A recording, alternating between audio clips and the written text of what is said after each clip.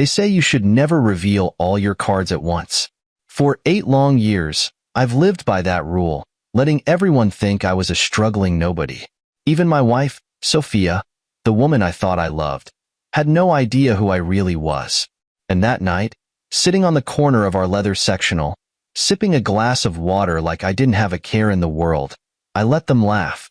Sophia, with her flawless curls and that gleaming pearl necklace I bought her, was in her element.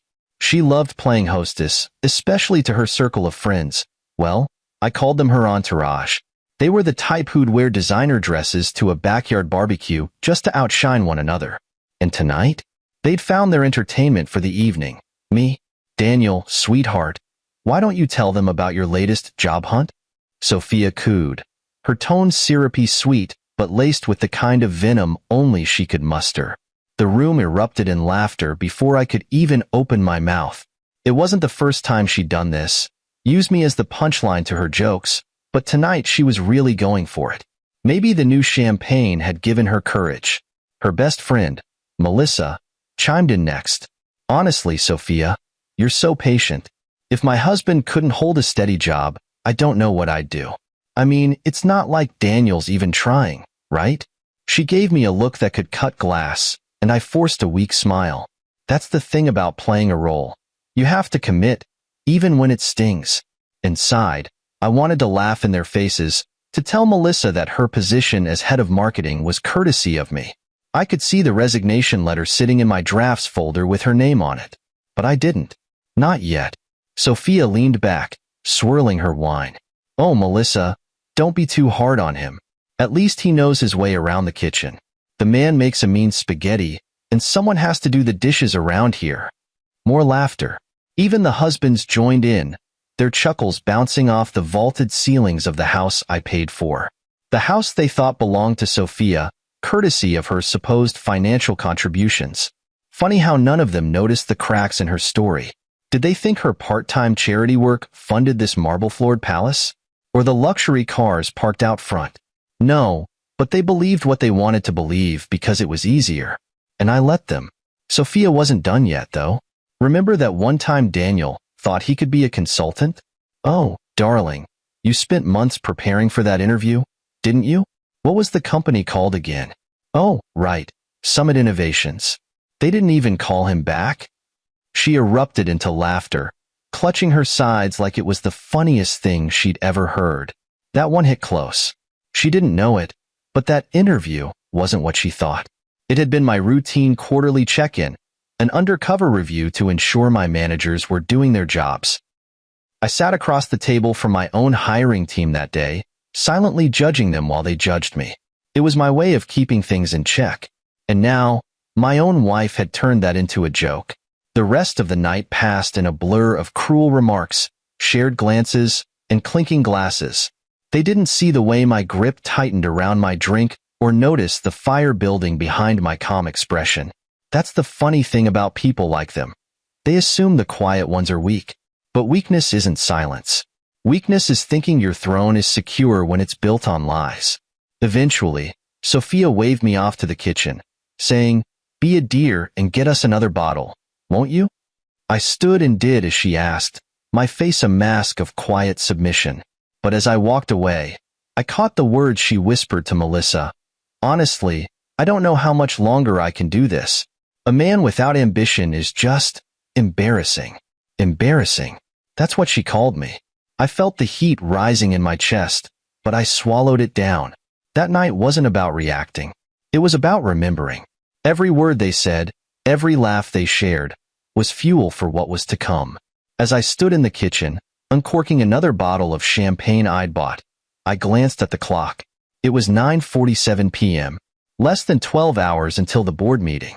Less than 12 hours until their world came crashing down. Let them laugh tonight, I thought, because tomorrow, none of them would have anything to laugh about. I returned to the living room, placing the bottle on the coffee table like a dutiful husband. Sophia barely acknowledged me, too busy telling the room about her latest spa day. I sat back down, taking my place in the corner, invisible and insignificant in their eyes. But inside, I was smiling. Let them mock me. Let them think I'm nothing. Because when the clock struck 9 the next morning, they'd learn the truth. The man they belittled wasn't just their equal. He was their boss. It wasn't the first time Sophia had embarrassed me in front of her friends, but this night was a masterpiece of cruelty. She wasn't just hosting. She was putting on a show. Every smile, every joke, every exaggerated story was designed to put her on a pedestal and me 6 feet under. "Melissa," she began, swirling her wine like she was born holding a glass of vintage. "You should have seen Daniel last month. He came home so excited. He thought he'd found the perfect job listing." She leaned forward like she was sharing some scandalous secret. "He spent 3 hours on the application, pouring his heart and soul into it. And guess what?" She paused, grinning like a Cheshire cat. "They didn't even bother sending him a rejection email." The room erupted in laughter. I sat there, my face a carefully composed mask, nodding along like I was part of the joke. Inside, I was calculating. Every laugh, every insult. This wasn't just about me anymore. Sophia's friends were executives, middle management, and department heads at my company. They were the very people who prided themselves on being at the top, blind to the fact that their careers hung on the decisions of the man they were mocking. Sophia was relentless. She crossed her legs, flashing her Louboutins, the ones I bought, and gestured dramatically. "Honestly, I've tried everything to help him, you know? I even suggested he try barista work at the cafe down the street. At least he'd get tips." More laughter. Even the husbands joined in, clinking their glasses in agreement. For a moment, I considered saying something. I could have told them that cafe was one of many businesses I'd acquired under a shell company, that the very job she mocked was in a building I owned. But I stayed quiet. Timing was everything, and tonight wasn't the night to shatter their illusions. Sophia's smile widened as she turned her attention back to me. "What do you think, Daniel? Maybe you should listen to me for once." Her tone dripped with condescension, as if I were a child who'd wandered into an adult conversation. I shrugged, keeping my voice calm. "Maybe you're right. I'll look into it." She wasn't expecting that. I could see it in her eyes. She thrived on conflict, loved it when I pushed back, just enough to make myself look defensive. But giving her nothing? That threw her off. Still, she recovered quickly, tossing her hair over her shoulder like a queen dismissing a servant. "Good. It's about time." I sipped my water, letting her have the last word. Let her believe she'd won. The truth was, she'd been losing for years. She just didn't know it yet. As the night wore on, Sophia's arrogance only grew. She bragged about her charity work, making sure everyone knew she was the backbone of the family. "It's not easy being the only breadwinner," she said, her voice heavy with false humility. "But someone has to keep the lights on, right?" It took every ounce of restraint not to laugh out loud. The mortgage? Paid off years ago. The cars? Paid in full. Every single luxury she flaunted to her friends was courtesy of my money, funneled through accounts she didn't even know existed. But to her, I was just the man who couldn't land a job. The irony was almost too good. Sophia's friend, Angela, leaned forward, placing a manicured hand on Sophia's knee. "Honestly, babe, you're a saint for putting up with it. If my husband were that useless, I'd have left him ages ago." Sophia sighed dramatically, as if she were carrying the weight of the world. "Oh, believe me, I've thought about it. But then I remind myself, I married for love, not ambition." I clenched my jaw, forcing a smile. Love? Was that what she called it? Because from where I stood, her love looked a lot like opportunism. She'd married me thinking I was a stepping stone, a man she could mold into the kind of success she could take credit for. But when I didn't fit the mold, she turned me into a project. Something to fix, or worse, pity. The night dragged on, each conversation more insufferable than the last. They talked about luxury vacations, designer brands, and the importance of networking. I sat there, nodding along, my presence barely acknowledged unless it was to set up the next joke at my expense. "Daniel, why don't you grab us another bottle of champagne?" Sophia asked sweetly, her smile as sharp as a blade. "You know where it is, right? In the wine fridge I bought?" The room erupted into another round of laughter. I stood, nodding politely, and headed to the kitchen. My fists clenched as I reached for the bottle, but I forced myself to breathe. This wasn't the time to react. This was the time to plan. As I uncorked the champagne, I glanced at the clock. It was almost 10 p.m. In less than 12 hours, the same people who mocked me tonight would walk into my office, completely unaware that their fates were already sealed. Sophia would wake up in a house she no longer controlled, her circle of friends decimated. And I'd finally step out of the shadows. I returned to the living room, placing the champagne on the table without a word. Sophia didn't even look at me. She was too busy holding court, basking in the glow of her imagined superiority. For a moment, I considered walking away, heading upstairs, and letting them have their fun. But no, I stayed. I watched. I listened. Every word, every insult, every smug laugh was another nail in the coffin of their delusions. They thought they were untouchable. They thought I was powerless. But tomorrow, they'd learn the truth. The man they underestimated wasn't just their equal. He was their boss. And he was done playing nice. They didn't know it, but every laugh, every insult, every sideways glance they threw my way that night was fuel for what I had been preparing for years. The power I held wasn't in flashy displays or loud declarations. It was in patience, in knowing exactly when to strike. I learned that lesson the hard way, long before I ever met Sophia. 12 years ago, I was a different man. Back then, I didn't know what it felt like to be underestimated. I was young, ambitious, and full of hope. My father ran a small electronics business, a family legacy he poured everything into. We weren't wealthy, but we were proud. That pride crumbled the day corporate raiders came in, bought the business for pennies, and dismantled it overnight. I'll never forget the look on my father's face when they shut the doors for good. It wasn't just a business they took, it was his life's work. That moment shaped me. I swore I'd never let anyone take from me what they took from my father. I would build something unshakable, something untouchable. And I did. Summit Innovations wasn't born in a boardroom. It was born in my tiny apartment, where I worked around the clock, teaching myself coding, business strategy, and finance. I started with small contracts, fixing software bugs for local companies, and used every dollar I earned to reinvest in my dream. By the time I was 28, Summit was growing faster than I could have imagined. By 30, it was a powerhouse. And by 35, it was a global leader. But success comes with its own challenges. The bigger you get, the more vultures circle. I'd already had 3 relationships implode by the time I met Sophia. Each one ended the same way. They saw my success as a golden ticket, something they could latch onto and ride to an easier life. So, when I met Sophia, I made a choice. I wouldn't let her see the real me. Not yet. When we met, I was in the middle of a corporate acquisition. I just finalized a deal worth millions. But I walked into that charity gala dressed in a suit I'd had for years and drove a car that wouldn't have looked out of place in a used lot. Sophia caught my eye instantly. She was beautiful, confident, and magnetic.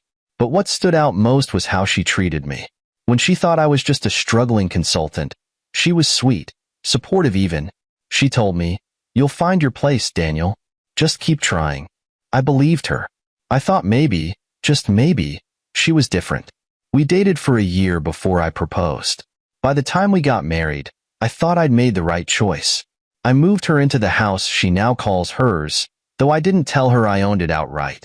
I let her believe we were sharing everything, that we were building a life together. I even transferred money into her account monthly, so she could feel like she was contributing financially. At first, she was kind, but success changes people, or, more accurately, reveals them.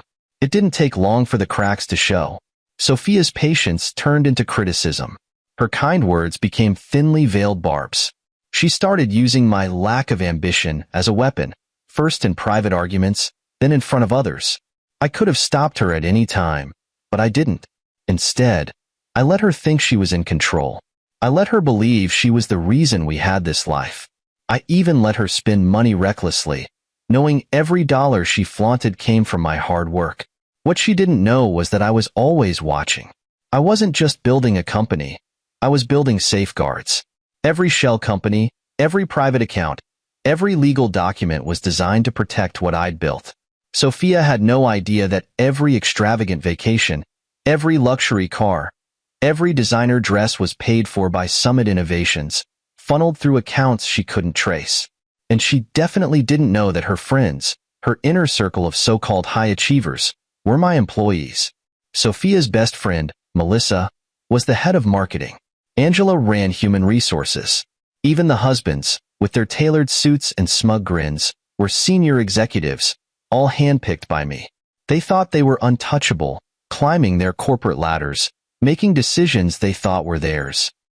But the truth was, every promotion, every project, every so-called achievement they bragged about at dinner parties was orchestrated by me. I didn't just build Summit Innovations. I controlled it. And they were pawns in a game they didn't even know they were playing. As Sophia and her friends mocked me that night, I thought about the files locked in my study upstairs. Surveillance footage of drunken company events where they let their guards down. Expense reports showing their misuse of company funds. Recorded conversations detailing their questionable business strategies. They thought they were invincible, but they didn't realize they were being watched by someone who had planned for this moment for years. Sophia's mocking voice snapped me out of my thoughts. "Daniel, are you even listening?" she said, laughing. "Honestly, I don't know how you expect to get anywhere if you're always daydreaming." I smiled, a small, calculated smile. "You're right," I said. "I should focus more." She nodded, satisfied, not realizing how true those words were. Because while she saw me as the failure in the room, I was the one holding all the power. And tomorrow, when I walked into my own company as more than just Sophia's husband, the illusion she had built would crumble. The truth about power is simple. It's not about how loudly you speak or how much you show off. Real power is quiet. It's patient. It's waiting for the exact moment when the people who underestimate you are at their most arrogant, and then showing them who you truly are. That night, as I carried another bottle of champagne into the living room, I knew I had reached my limit. The humiliation, the laughter, the dismissive looks, it had all added up over the years. But Sophia's final jab, the one she delivered with a smug grin while her friends clinked glasses, was the spark that lit the fuse. "Honestly, I don't know how much longer I can carry this marriage," she said, her voice loud enough to cut through the laughter. "I mean, I love him, but love doesn't pay the bills. I feel like I'm raising a grown child, not married to a man." Her friends gasped, not in shock but in mock sympathy. "You're so strong," Melissa said, placing a hand on Sophia's arm. "I don't know how you do it." "I keep telling her she deserves better," Angela added. "Someone ambitious. Someone who can match her energy." I paused in the doorway, bottle in hand, listening to the chorus of agreement. My grip tightened on the neck of the champagne. I'd heard enough. Every word, every insult, every patronizing comment, they were drilling into me, but not in the way they intended. Each jab didn't weaken me. It fortified me. I was done playing the role of the defeated husband. Tomorrow, I would end this charade. "Daniel, are you just going to stand there?" Sophia snapped, her tone sharp and impatient. "Bring it here already." I forced a smile, walking over and placing the champagne on the coffee table. "Sorry about that," I said softly, keeping my voice even. "Didn't mean to keep you waiting." "Of course you didn't," she said, barely looking at me. "You never do." That was it. I straightened up, looking around the room at the people who had spent the entire evening tearing me down. None of them met my eyes. They didn't need to. To them, I was invisible, unworthy of acknowledgement. But tomorrow, they'd be looking at me, really looking at me, for the first time. "I'm going upstairs," I said, keeping my voice calm. "Big day tomorrow." Sophia didn't even glance at me. "Good luck with that," she said, already turning back to Melissa. "Maybe this time he'll land something." The words hit like a slap, but I didn't let it show. I walked upstairs to the study, closing the door softly behind me. The sound of their laughter followed me, but I blocked it out. I had more important things to focus on. Inside the study, I locked the door and sat at my desk, taking a deep breath. The calm facade I had worn all night faded away, replaced by the cold determination that had driven me for years. I opened the hidden panel behind the bookshelf, revealing my secure workspace. 3 monitors lit up, displaying live feeds from the company, financial reports, and the personal files I'd gathered on Sophia and her friends. I started with Melissa, head of marketing. She had been siphoning funds from the department for years, disguising it as event planning expenses. The receipts in my files told a different story. Lavish vacations, personal shopping sprees, even a down payment on a car. It was all documented, every dollar accounted for. Angela was next. As head of HR, she had covered for executives who violated company policies, sweeping harassment complaints under the rug. Her emails, flagged by my team, were filled with thinly veiled threats to employees who dared to speak up. The husbands weren't any better. Greg, the VP of sales, had inflated quarterly figures to boost his bonuses. Scott, in operations, had been leaking proprietary information to competitors. And they all thought they were untouchable. And then there was Sophia, my wife, the woman who claimed to carry our marriage. She didn't work for the company directly, but she had benefited from it more than anyone. She had used my money to fund her image as a successful socialite, hosting charity events and galas, all while belittling me to anyone who would listen. But the part that stung the most was her betrayal. I had the evidence in front of me, messages exchanged with another man, flirtations at first, then full-blown plans for weekends away. She thought I didn't know. She thought I was too blind, too weak to see what was happening right under my nose. I leaned back in my chair, staring at the screen. The weight of everything, the lies, the manipulation, the mockery, it should have crushed me. But instead, I felt a sense of clarity. I wasn't angry.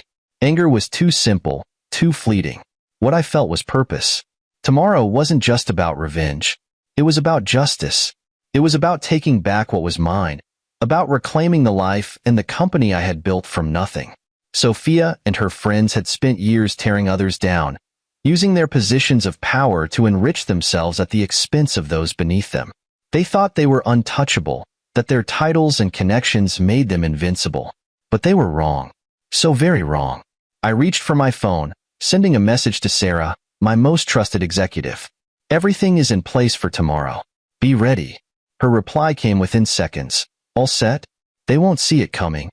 I closed the hidden panel and leaned back, the faint hum of the monitors the only sound in the room.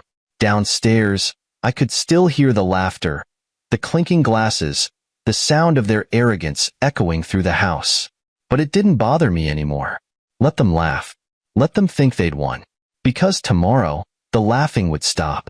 As I sat there, I thought about my father, about the lessons he'd taught me after his business was destroyed. Success, he'd said, isn't about being loud. It's about being patient. It's about waiting for the right moment to act. And that moment was finally here. I smiled to myself, the calm before the storm settling over me. By this time tomorrow, Sophia and her friends wouldn't just see me differently. They'd finally see the truth. The man they mocked wasn't a failure. He wasn't a joke. He was their boss. The morning of the reckoning began like any other, but for me, it was far from ordinary. The house was eerily quiet as I dressed in a tailored navy suit, one of the few indulgences I kept tucked away for occasions like this. Sophia was still asleep, her careless confidence evident in the way she sprawled across the bed, oblivious to what was coming. For years, I'd let her believe she was in control, but today, I was taking it all back. At exactly 6 a.m., I left the house, stepping into a black town car waiting outside. My driver, Charles, nodded as I slid into the back seat. He didn't ask questions. He never did. But there was a flicker of curiosity in his eyes when he noticed my unusually polished demeanor. "To Summit headquarters," I said simply. He nodded and pulled away, the hum of the engine steadying my nerves. My phone buzzed with a message from Sarah, my most trusted executive and one of the few people who knew the truth about me. "Sarah, boardroom ready. Security briefed. Documentation finalized." Me, "Perfect. Be sure the legal team is on standby." "Sarah, they've been briefed. Good luck." Luck wasn't a factor anymore. Everything had been meticulously planned, every detail accounted for. I leaned back in my seat, watching the city wake up around me. It was almost poetic, the world going about its business, unaware that, in a few hours, 5 people's lives would be irreversibly changed. When I arrived at the office, I entered through the private service entrance. It was one of many perks that came with being the CEO of Summit Innovations, though no one had ever seen me use it. That's how I liked it. Staying in the shadows, observing from a distance, letting my carefully chosen executives think they were running the show. But today, I wasn't staying in the shadows. Sarah was waiting for me in the security office. She handed me a visitor's badge with a faint smirk. Angela Martinez, it read, the fake name I used whenever I needed to go undercover within my own company. Everything is set, she said, motioning to the monitors displaying live feeds from various parts of the building. Your wife's friends are already here. Morning meetings are underway. I glanced at the screens, watching as Melissa, Angela, Greg, and Scott arrived one by one, laughing and chatting as if it were just another day. They had no idea what awaited them. Make sure the security team knows not to intervene unless instructed, I said. I don't want any disruptions. Sarah nodded. Understood.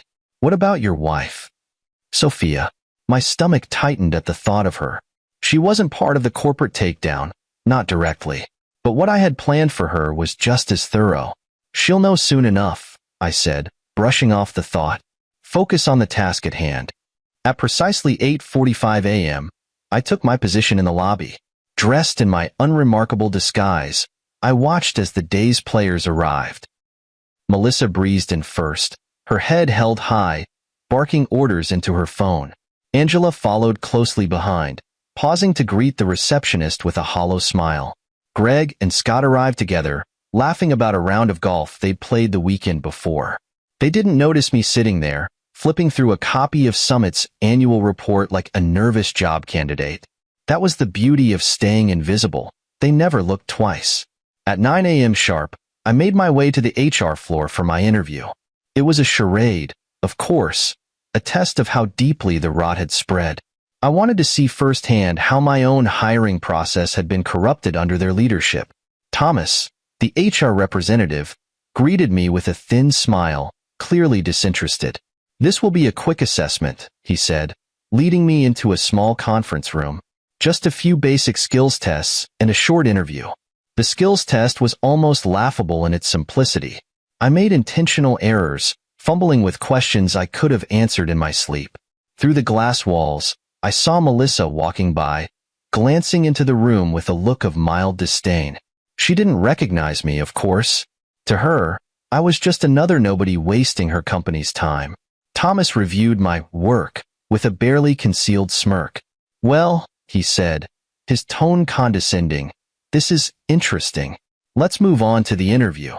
The panel interview was worse. 3 middle managers sat across from me, their expressions dripping with boredom. They fired off generic questions, barely listening to my answers. At one point, one of them leaned back in his chair and checked his phone mid-sentence. By the time it ended, I had more than enough evidence. The culture they had cultivated was rotten to its core, dismissive, arrogant, and completely detached from the values Summit Innovations was built on. At 10:15 a.m., I made my way to the executive conference room. It was time for the main event. Through the partially open door, I could hear them laughing, their voices carrying the same smug tone I'd endured the night before. You should have seen her face during the interview, Melissa was saying. She looked like she hadn't touched a computer in years. Oh, that's classic, Angela replied, her voice thick with amusement. No wonder HR keeps rejecting people. Where do these applicants even come from?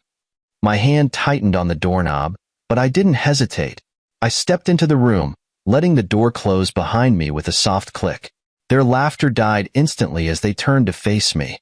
I could see the confusion in their eyes, the flicker of recognition as they tried to place me. Actually, I said, my voice steady and deliberate, I think it's time we had a real conversation. Melissa blinked, her brow furrowing. Who are you, and what are you doing here? I smiled, taking a seat at the head of the table, the seat that had always been mine. I'm Daniel Carter, I said, CEO of Summit Innovations. And as of this morning, your boss. The room fell silent, their faces a mix of shock, disbelief, and fear. I leaned back in my chair, letting the weight of my words sink in. Let's begin. The silence in the room was deafening, broken only by the faint hum of the air conditioning. Melissa's confident smirk faltered first, giving way to confusion and then panic. Angela looked as if she'd seen a ghost, while Greg and Scott sat frozen, their bravado evaporating as realization crept in. I let the tension build, savoring the moment. They didn't know whether to laugh, cry, or beg for forgiveness. Melissa recovered first, or at least tried to. "Is this some kind of joke?" she said, her voice trembling slightly. "You? The CEO? That's impossible." "Impossible?" I leaned forward, folding my hands on the table. "Melissa, you've worked at this company for 6 years, and in all that time, you've never thought to question who signs your paychecks. You never bothered to wonder who approved your promotions or overlooked your creative accounting practices. But let me assure you, it's not only possible, it's the truth." I pulled out my phone and tapped the screen. Instantly, the monitors on the walls flickered to life, displaying Summit Innovations' original incorporation documents. There, in bold print, was my name, Daniel Carter, founder and CEO. Beneath it was my photo, a younger version of me, smiling confidently. The same man who now sat at the head of the table, watching their world crumble. "I built this company from the ground up," I said, my voice steady but sharp. "Long before any of you were here. Every policy, every division, every success you've taken credit for, it all started with me." Angela's mouth opened and closed like a fish out of water. But you're," she stammered, struggling to find the words. "Ain't nobody?" I finished for her. "A man who couldn't even land an entry-level position? That's what you all thought, isn't it? That I was just Sophia's failure of a husband, clinging to the scraps of her so-called success." Greg finally found his voice, though it was shaky at best. This has to be a mistake. There's no way you've been running things. We would have known." "Would you?" I raised an eyebrow, tapping my phone again. The monitors now displayed a series of emails, financial reports, and surveillance footage. Each file was damning, a testament to their years of misconduct. "You were too busy inflating sales figures, covering up harassment complaints, and funneling company money into your personal accounts to notice who was really in charge." Scott, usually the loudest of the group, sat pale and silent. I turned my attention to him. "Scott, tell me, how's your golf game? Still playing on company time? Using the Summit corporate card to cover your rounds?" His jaw dropped, but no words came out. "And Greg," I continued, turning to the man next to him, "those quarterly sales bonuses you've been bragging about at every dinner party? They're based on fraudulent reports. I have every fabricated number right here." I gestured to the monitors. "Would you like me to show the board?" Greg slumped in his chair, his hands covering his face. Angela tried a different tactic. "Look, Daniel, Mr. Carter. This has been a misunderstanding. I've always respected you. I mean, the company. And if there's anything we can do to fix this..." I cut her off with a cold smile. "Fix it? Angela, you've spent years burying complaints, silencing employees, and fostering a toxic culture. You didn't respect anything except your own comfort." Melissa, ever the opportunist, leaned forward, her tone pleading. "Daniel, we didn't know. If we'd known, we never would have." "Mocked me?" I said, my voice rising slightly. "Laughed at me? Treated me like dirt in my own house?" I stood, planting my hands firmly on the table. "Ignorance isn't an excuse. You didn't know because you didn't care to know. You thought I was beneath you. And now, you'll face the consequences." I tapped my phone one last time, and the screen behind me changed again. This time, it displayed their termination letters, each one signed and dated. "Effective immediately, you're all fired. Your access to company accounts and systems has been revoked. Security is waiting outside to escort you off the premises." "No, no, no," Greg muttered, shaking his head. "You can't do this." I locked eyes with him. "I just did." Angela stood abruptly, her chair screeching against the floor. "This is outrageous. We'll sue." You'll what?" I snapped, cutting her off. "Sue me for firing you with cause? For exposing the fraud, the theft, the harassment you've swept under the rug? Be my guest, Angela. But I promise you, I have more evidence than you have excuses. The door opened, and 2 security guards stepped inside. Take them to HR for their exit interviews, I said, my tone icy. Make sure they understand the terms of their severance, or lack thereof. One by one, they stood, their confidence shattered. Melissa glared at me as if her anger could undo everything. Angela looked like she was holding back tears. Greg and Scott shuffled out without a word, their heads hanging low. Just as they reached the door, I called out, "Oh, and one more thing." They turned to face me, hope flickering in their eyes. "Don't bother reaching out to competitors. Your non-compete agreements are still in effect. And trust me, I'll be watching." The guards escorted them out, and the door closed behind them with a satisfying finality. For a moment, the room was silent again. I let out a slow breath, the weight of years lifting off my shoulders. Sarah entered moments later, her tablet in hand. "Well," she said, her tone neutral but her eyes gleaming with satisfaction, "that went about as expected." "Good," I replied, straightening my suit. "Now, let's prepare for the board meeting. There's still work to do." As I walked out of the room, I felt a sense of clarity I hadn't experienced in years. For the first time, I wasn't just the man behind the scenes. I was Daniel Carter, CEO of Summit Innovations, and I had just reminded them all exactly who I was. I don't think anyone truly understands the satisfaction of watching the mighty fall until it's their hand holding the lever. As I walked back to my private office, I replayed the looks on their faces in my mind. Melissa, Angela, Greg, Scott. They thought they were invincible, untouchable, but I'd torn away their illusions in a matter of minutes. And now, it was time for the aftermath. Sarah was already waiting for me when I arrived, her tablet filled with updates and reports. "The termination process is underway," she said, her tone brisk but professional. "HR is processing their files, and security is clearing their offices." Melissa tried to call someone from the marketing team on her way out, but we've already disabled her phone and email access. I nodded, sitting behind my desk.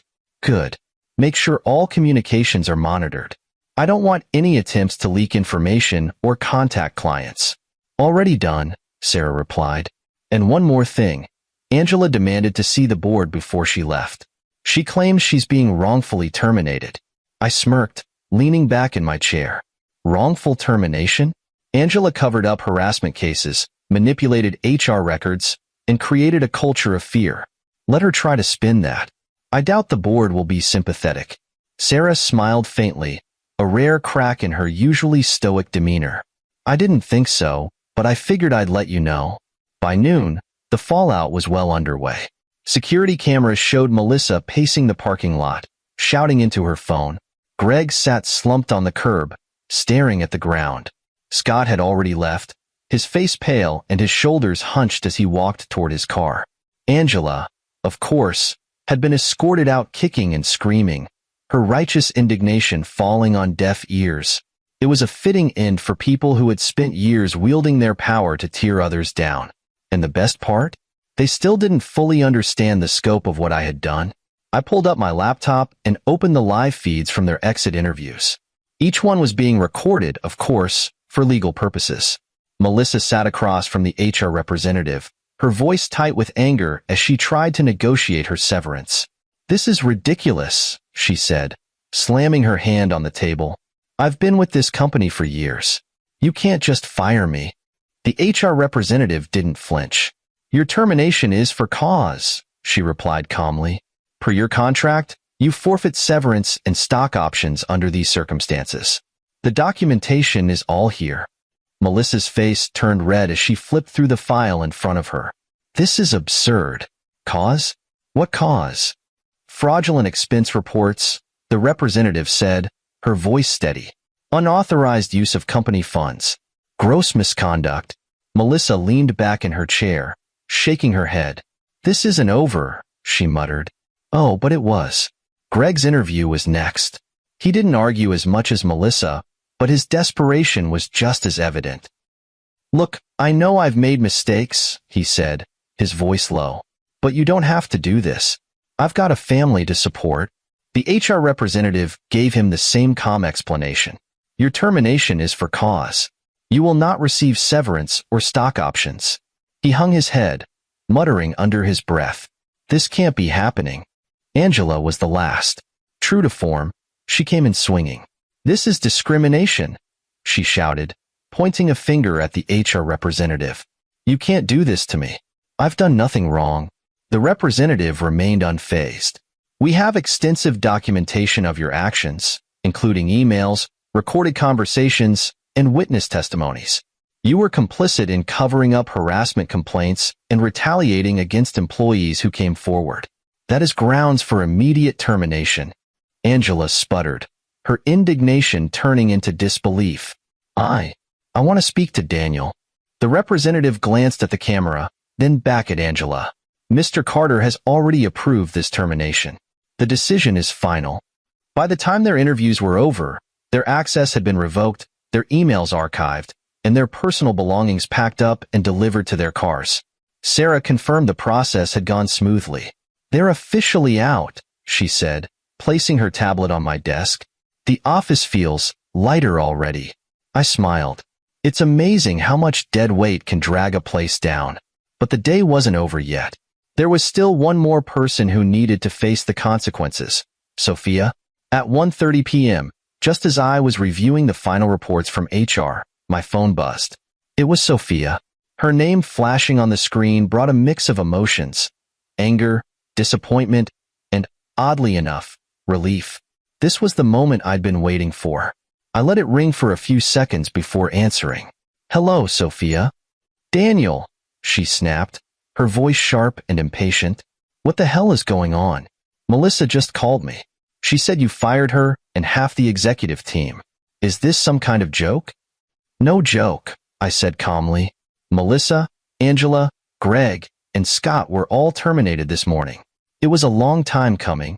There was a beat of silence on the other end of the line. You can't do that, she said finally, her voice trembling. They're your employees, my friends. You had no right. No right? I leaned back in my chair, the faintest hint of a smile tugging at my lips. Sophia, I own the company. I have every right. Her sharp intake of breath was almost satisfying. What are you talking about? For 8 years, I've let you believe I was just some aimless, unemployed husband. But the truth is, I built Summit Innovations from the ground up. Every decision, every success, every dollar you've spent came from me. And now, I've finally taken out the trash. You lied to me, she whispered, her voice breaking. No, I said coldly.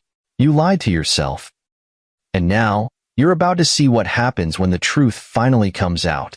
I hung up, leaving her in stunned silence. There was more to say, much more, but that conversation could wait. For now, I had a company to run. When Sophia stormed into the Summit Innovations headquarters later that afternoon, the receptionist didn't even have time to stop her. She marched past the front desk and headed straight for the executive suite, her heels clicking angrily against the polished floors. I was waiting for her, seated calmly at my desk, reviewing the final files from the day's terminations. The door burst open, and there she was, my wife, looking every bit the picture of indignation. Her perfectly styled hair, her designer handbag swinging in her hand, and the fury in her eyes might have intimidated someone else. Not me. Daniel, she said, her voice sharp and demanding. What in the world is going on? I didn't look up immediately. I took my time, finishing the last line of a report before closing the folder and setting it neatly on my desk. When I finally met her gaze, I spoke with deliberate calmness. Good afternoon, Sophia. What brings you here? What brings me here? She repeated, her voice rising. I just got a call from Melissa, crying hysterically, telling me you fired her, and Angela and Greg and Scott. You've lost your mind. I leaned back in my chair, steepling my fingers. Have I? Or have I finally decided to clean up the mess they've made of my company? Sophia blinked, caught off guard by the words. Your company? She scoffed, shaking her head. What are you talking about? Summit isn't yours. It is, I said, my voice steady. It always has been. For a moment, she was silent, the weight of my statement sinking in. Then she laughed, a bitter, disbelieving sound. This is some kind of joke, right? You're trying to, what? Scare me? Humiliate me? I stood, walking around the desk and stopping just a few feet from her. Do you remember the house we live in, Sophia? The one you've always called our home? I paid for it, outright. And the cars, the trips, the charity galas. You thought your part-time work covered all that? No. Every luxury you've ever flaunted was funded by Summit Innovations. My company. Her face paled, and her hand tightened around her handbag. You're lying. Am I? I walked back to my desk and tapped a button on my laptop. The monitor on the wall behind me lit up, displaying the incorporation documents for Summit Innovations, complete with my name as founder and CEO. You've been living off my success for years, Sophia. And while you were busy mocking me, I was busy building an empire. She stared at the screen, her mouth opening and closing as if she wanted to say something but couldn't find the words. You lied to me, she finally whispered, her voice trembling. I didn't lie, I said coldly. I let you believe what you wanted to believe. You saw what you wanted to see. A man you could pity, control, and belittle. You never once stopped to question why everything seemed to come so easily, why the bills were always paid, or why your lifestyle never matched what you thought we could afford. You never cared enough to dig deeper. Her eyes filled with tears, not of remorse, but of anger. You humiliated me in front of my friends. You destroyed them. I raised an eyebrow. Destroyed them? No, Sophia. They destroyed themselves. Melissa was stealing from the company. Angela covered up harassment complaints. Greg falsified sales figures, and Scott leaked proprietary information to competitors. They weren't your friends. They were parasites. Just like you. The word hit her like a slap, and for a moment, I thought she might scream. Instead, she straightened her spine, trying to reclaim some shred of dignity. You've gone too far, Daniel, she said, her voice icy. You think you can just humiliate me like this? You'll regret it. I let out a short laugh. Regret it? Sophia, for years, I've endured your mockery, your condescension, and your utter lack of respect. You made me the punchline of your jokes, parading me around as a failure while you basked in a life I built. The only thing I regret is not doing this sooner. Her anger boiled over then. You can't do this to me, she hissed. We're married. I'm entitled to half of everything. I walked back to my desk, opened another folder, and pulled out a stack of papers. I placed them on the table between us and slid them toward her. That's where you're wrong. You signed a prenuptial agreement when we got married. It ensures that everything I built before and during our marriage remains mine. Your entitlement ends today. She stared at the papers, her hands trembling. You're divorcing me, she whispered. I am, I said without hesitation. And before you even think about contesting it, know this.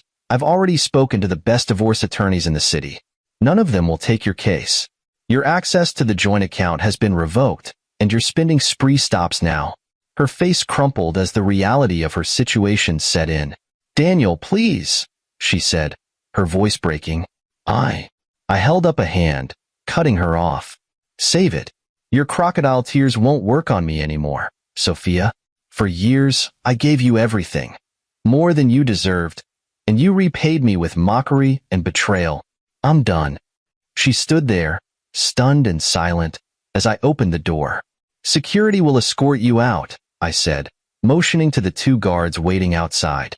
Take whatever dignity you have left and leave. Daniel, she said softly, her voice barely above a whisper. I didn't mean. Goodbye, Sophia, I said, turning back to my desk. And good luck. You'll need it. As the door closed behind her, I felt a strange sense of relief. For the first time in years, I was free from her manipulations, her lies, and her cruelty. I had reclaimed my life, my company, and my self-respect. Sophia's downfall wasn't just the end of a toxic marriage. It was the beginning of a new chapter for me. And as I sat back in my chair, watching the sun set over the city skyline, I knew that this was only the start. The day after Sophia's departure, the atmosphere at Summit Innovations was electric. The toxic fog that had lingered for years was gone, replaced by a sense of hope and renewal. As I walked into the office that morning, employees stopped to greet me. Not with the stiff politeness reserved for their supposed CEO's husband, but with genuine smiles and nods of respect. For the first time, they were seeing me for who I truly was, the man who had built this company from nothing. Sarah met me at my office, her ever-present tablet in hand. "We've finalized the reorganization plans," she said, her voice steady but with a hint of excitement. "The departments affected by Melissa, Angela, Greg, and Scott are already seeing improvements. Productivity is up 25% in some areas."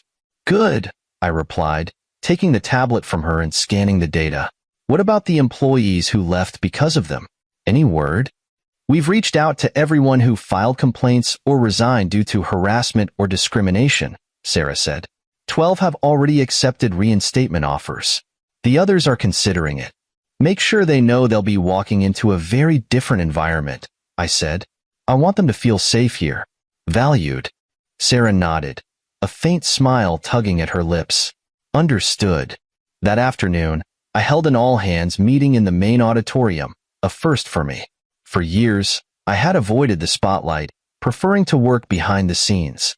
But now, it was time to step forward and address the people who had kept Summit Innovations running, even under the shadow of corruption. As I stepped onto the stage, the room fell silent. Hundreds of faces turned toward me, their expressions a mix of curiosity and anticipation. I gripped the edges of the podium, taking a moment to steady myself before speaking. "Good afternoon," I began, my voice carrying easily through the microphone. "For those of you who don't know me, my name is Daniel Carter. I'm the founder and CEO of Summit Innovations." A ripple of murmurs ran through the crowd, but I continued. "Over the past several years, I've stayed in the background, observing how this company has grown and changed. And while I've seen incredible talent and innovation, I've also seen things that deeply disappointed me. A culture of fear, favoritism, and dishonesty took root here, and I take responsibility for not addressing it sooner." The room was completely silent now, every pair of eyes fixed on me. "But that ends today," I said firmly. "The people responsible for that culture are gone. And moving forward, this company will be a place where everyone, regardless of their position, feels valued, respected, and empowered." I outlined our new initiatives: anonymous feedback channels, enhanced HR protocols, and mentorship programs for employees who wanted to grow within the company. I spoke about accountability and collaboration, about building a culture of trust and innovation. And when I finished, the room erupted into applause. For the first time in years, I felt proud, not just of what I had built, but of what it was becoming. Over the next few months, the transformation was remarkable. Departments that had been bogged down by inefficiency and favoritism began to thrive. Jennifer, a brilliant programmer who had left after being sidelined by Melissa, returned to lead our new AI division. Under her leadership, we filed 5 patents in 6 months, more than the company had in the past 3 years. The Thompson account, one of our largest clients, doubled their contract with us, citing our new leadership and transparency initiatives as key factors. Other clients followed suit, and our revenue soared. But the most rewarding part wasn't the financial success. It was seeing the employees flourish. People who had once been afraid to speak up now shared ideas openly. Collaboration replaced competition. And for the first time, Summit Innovations felt like the company I had always envisioned. As for Sophia and her friends, their downfall was swift and brutal. The evidence I had gathered against them was airtight, leaving no room for retaliation. Melissa and Angela's reputations were in tatters, their misconduct exposed to every potential employer. Greg and Scott faced lawsuits for fraud and breach of contract, their careers effectively over. Sophia, meanwhile, had retreated into silence. She moved out of the house within a week of our confrontation, her pride too wounded to fight me in court. The divorce was finalized quickly, thanks to the ironclad prenuptial agreement. I later heard she was staying with her sister, trying to piece together a life that didn't revolve around appearances and materialism. For a while, I thought about her often, not with anger, but with a strange sense of relief. In the end, she had done me a favor. Her betrayal had forced me to confront the cracks in my life and take back control. And for that, I was grateful. 6 months after the shakeup, I stood in my office, looking out over the city. The skyline was painted in hues of gold and orange as the sun set, and for the first time in years, I felt at peace. Sarah knocked lightly on the door before stepping in. "Final numbers are in," she said, handing me a report. "Profits are up 60%. Employee satisfaction is at an all-time high, and the mentorship program has a waiting list." I smiled, setting the report down. "It's amazing what people can accomplish when you get rid of the dead weight." Sarah chuckled softly. "There's one more thing," she said. "The press is still asking for an interview. They want to know how you managed to pull off such a perfect transformation." I shook my head. "Let the results speak for themselves. I'm not interested in publicity." She nodded, turning to leave, but paused at the door. "Any regrets?" she asked, her tone softer than usual. I thought about it for a moment. About Sophia's mockery, the betrayal of her friends, and the years I had spent hiding in the shadows. But then I thought about the company we had rebuilt, the people who were thriving, and the future that lay ahead. "No," I said finally. "No regrets. Just lessons." In the end, revenge wasn't about destroying what was broken. It was about rebuilding something better. And as I stood there, watching the city lights flicker on one by one, I knew that Summit Innovations wasn't just a company anymore. It was a symbol of resilience, redemption, and the power of starting over. And I was ready for whatever came next. I showed up to my wife's law firm opening party only to see everyone laughing and pointing. "Testron husband is here." Then my wife handed me an envelope. "The first job of my firm is our divorce, sign, and leave." So I walked away, quietly canceled every payment, party, trip, and pulled out my $20 million investment to her firm. Minutes later, my phone lit up with 456 missed calls, and someone showed up at my door. You know what they say about karma? Sometimes she's a patient bitch who takes her sweet time. But tonight, as I'm walking into the Hilton atrium wearing my best Tom Ford suit and a smile that could sell ice to Eskimos, I have no clue that karma's about to clock in for overtime. The place is absolutely buzzing. Crystal chandeliers casting rainbow prisms across marble floors that probably cost more than most people's cars.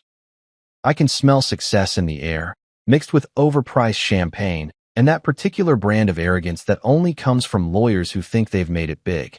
The irony? Every damn penny of this extravaganza came from my bank account. I'm Marcus Hale, 42 years old, and I've got that self-made swagger that comes from turning a small tech startup into a multi-million-dollar empire, while everyone else was still figuring out how to use email without accidentally hitting reply all. Tonight's supposed to be the grand opening of Hale and Winters LLP, my wife's dream law firm that I've been bankrolling like some kind of legal sugar daddy. As I make my way through the crowd, nodding at faces I recognize from country club dinners and charity galas, I'm actually feeling pretty damn good about myself. This is my moment too, right? I mean, without Marcus Hale's deep pockets, there wouldn't be any Hale and Winters LLP. There wouldn't be this fancy party with its ice sculptures and champagne fountains that look like they belong in a Vegas hotel lobby. But then I hear it, this snide little comment that cuts through the party chatter like a knife through butter. Some young associate, probably fresh out of law school and still wet behind the ears, leans over to his buddy and says with a smirk, well, looks like the test run husband is here." Test run husband. The words hit me like a slap across the face, but I keep walking, keep smiling, because that's what you do when you're Marcus Hale. You don't let some nobody in a cheap suit see you sweat. But inside, something cold and sharp is starting to twist in my gut. I scan the room looking for Clara, and there she is, my wife of 8 years, standing at the podium like she owns the world. And damn it, she looks absolutely stunning. Her dark hair is pulled back in this perfect chignon that probably took her stylist 2 hours to achieve, and she's wearing that diamond necklace I bought her for our anniversary last year. The one that cost more than most people make in a decade. She's glowing under those chandelier lights, fielding congratulations and air kisses from everyone who matters in the New York legal scene. Judge Robert Winters, her father and one of the most powerful men in the city's judicial system, is beaming with pride from his front row seat. Victor Cross, her business partner and the guy I've been writing checks to for the past 2 years, is standing just off to the side, looking smug as hell, in his custom-tailored Armani. Clara catches my eye and smiles, but something's off. It's not the warm, genuine smile I fell in love with all those years ago. This one's different, calculated, like she's already rehearsed what comes next. She taps her champagne glass with a silver spoon, and the room falls silent. Every face turns toward the podium. Every conversation stops mid-sentence. You could hear a pin drop in this place, which is saying something considering we're in the middle of Manhattan. Ladies and gentlemen, Clara begins, her voice carrying that smooth, confident tone she uses in court. Thank you all for being here tonight to celebrate the launch of Hale & Winters LLP. This firm represents everything I've worked for, everything I've dreamed of since I was a little girl sitting in my father's courtroom. The crowd murmurs appreciatively. Someone shouts, "Here, here," and raises their glass. But then Clara does something that makes my blood run cold. She reaches into her clutch, the same Chanel bag I bought her for Christmas, and pulls out a manila envelope. Plain, unremarkable, the kind of envelope that could contain anything from tax documents to grocery coupons. However, she continues, and I swear the temperature in the room drops about 10 degrees. Before we officially open our doors to serve justice in this city, I have one piece of business to attend to. She walks down from the podium, her heels clicking against the marble floor like a countdown timer. Every step brings her closer to where I'm standing, and every step makes that cold feeling in my stomach spread a little further. The crowd parts like the Red Sea as she approaches. I can feel hundreds of eyes on me, can hear the whispers starting to buzz around the room like angry wasps. Someone's phone camera flashes, then another. Clara stops right in front of me, close enough that I can smell her perfume. The same Chanel No. 5 she's worn since our second date. She's still smiling, but now I can see what that smile really is. It's not love or gratitude or even basic human decency. It's pity mixed with something that looks disturbingly like satisfaction. "Marcus," she says, loud enough for the whole room to hear.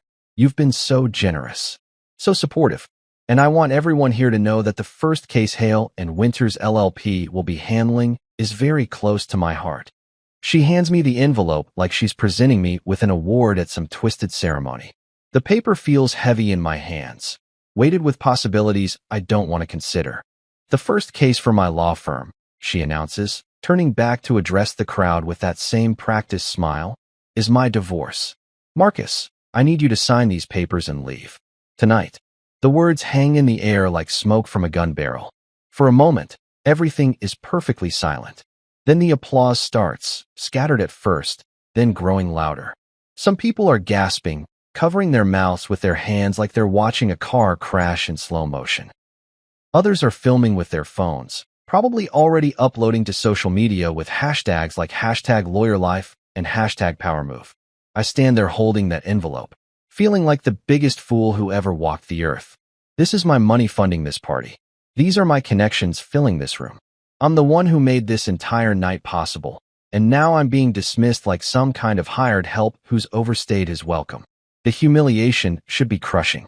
The betrayal should bring me to my knees.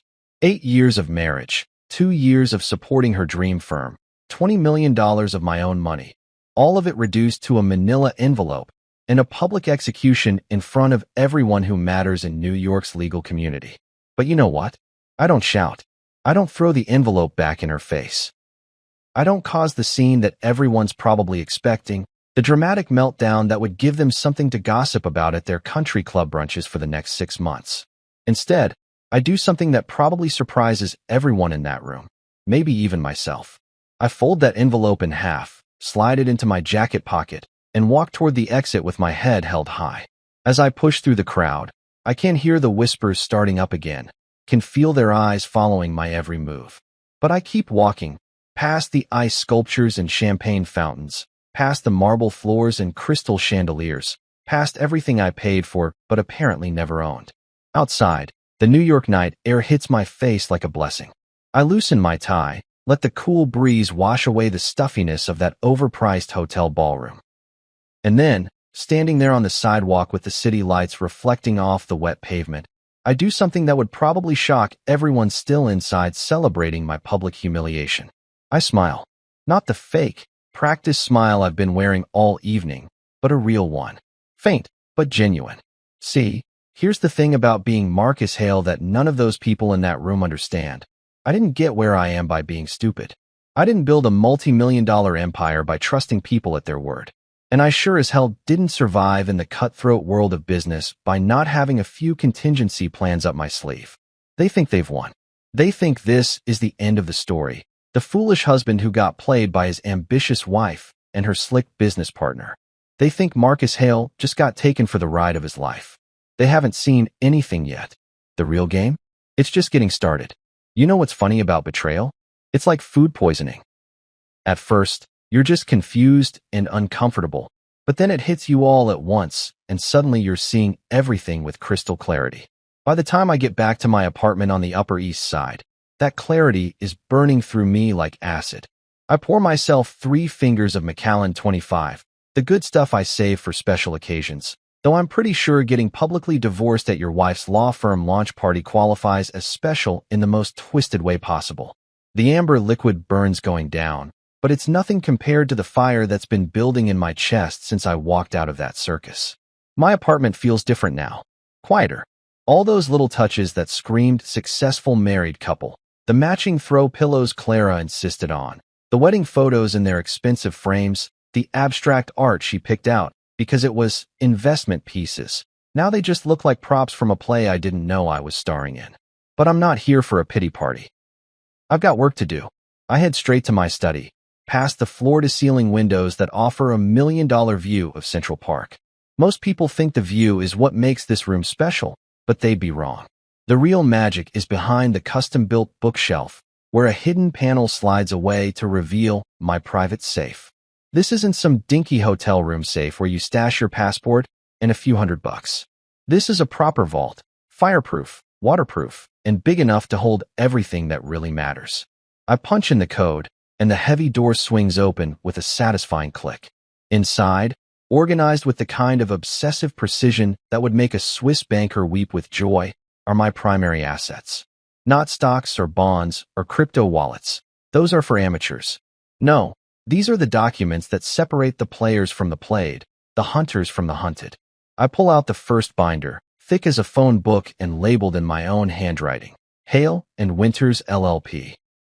Financial structure. Every page tells a story, and boy, is it a doozy. Here's what Clara and her smug partner Victor didn't understand about Marcus Hale. I don't just throw money at things and hope for the best. When I invest, I document everything. When I write a check, I create a paper trail that could be followed by a blind accountant with dyslexia. The first section shows the initial seed money, $5 million transferred from my personal account to establish the firm's operating capital. Clara thought it was a gift, a loving husband supporting his wife's dreams. In reality, it was a loan with very specific terms that she never bothered to read because she was too busy picking out office furniture and planning launch parties. Next up, the office lease. That gorgeous corner suite on Madison Avenue with the mahogany conference table and the view of the Chrysler Building? The one that costs $40,000 a month? Yeah, that's in my name. The lease agreement sits right here in black and white, along with the security deposit receipt for $200,000. I flip through more pages, each one a little insurance policy I never thought I'd need to cash in. Interior design costs, another $250,000 for Clara's vision of sophisticated legal elegance. The custom law library with its first edition legal texts and hand-carved shelving, 6 figures. The state-of-the-art computer system and case management software, another $100,000. But the real kicker is the recruitment expenses. Clara and Victor went on a hiring spree like they were building the legal equivalent of the Yankees. They poached senior associates from white shoe firms, offering signing bonuses and inflated salaries that would make Wall Street executives jealous. Every single one of those offers was backed by my money, and every single contract includes a clause that ties their employment to the firm's financial stability. As I'm going through these documents, something starts bubbling up from deep in my chest. At first, I think it might be another wave of humiliation, but then I realize what it actually is: laughter. Dark, bitter laughter that tastes like revenge served at room temperature. Because here's the thing that's becoming crystal clear as I review my meticulous record keeping. I haven't been Clara's husband for the past 2 years. I've been her bank. A walking, talking ATM with a wedding ring and a joint checking account. Every dinner party where she introduced me as my husband, the tech entrepreneur, she was really saying, my financier who doesn't understand law. Every time she asked my opinion on hiring decisions or office locations, she was just being polite while spending my money. Every passionate speech about building something meaningful and lasting, she was talking about building it on my dime while planning to cut me out of the picture. I pull out my laptop and start cross-referencing the documents with my bank statements. The pattern is so obvious now that I can't believe I missed it. Every major expense for the firm coincided with Clara working late nights, taking client dinners that always seemed to include Victor, and coming home with that glow that I stupidly thought was professional satisfaction. $20 million. That's what the grand total comes to when you add up every check, every wire transfer, every credit card payment I've made to support Hale and Winters LLP. $20 million to fund my wife's affair and finance my own public humiliation. But here's where Clara and Victor made their fatal mistake. They assumed I was just another rich guy who got successful by luck and stayed successful by throwing money at problems. They thought I was the kind of Mark who signs papers without reading them and trusts people because it's easier than being suspicious. They clearly never did their homework on how Marcus Hale actually operates. Every single one of these transactions was structured as a business investment, not a marital gift. Every contract includes performance clauses, accountability measures, and most importantly, exit strategies. Clara never read the fine print because she was too busy planning her grand debut as New York's hottest new legal power couple. I closed the binder and reached for the next one. Corporate structure and silent partner agreements. This is where things get really interesting. See, when you're putting $20 million into a startup law firm, even one run by your loving wife, you don't just write checks and hope for the best. You create legal structures that protect your investment.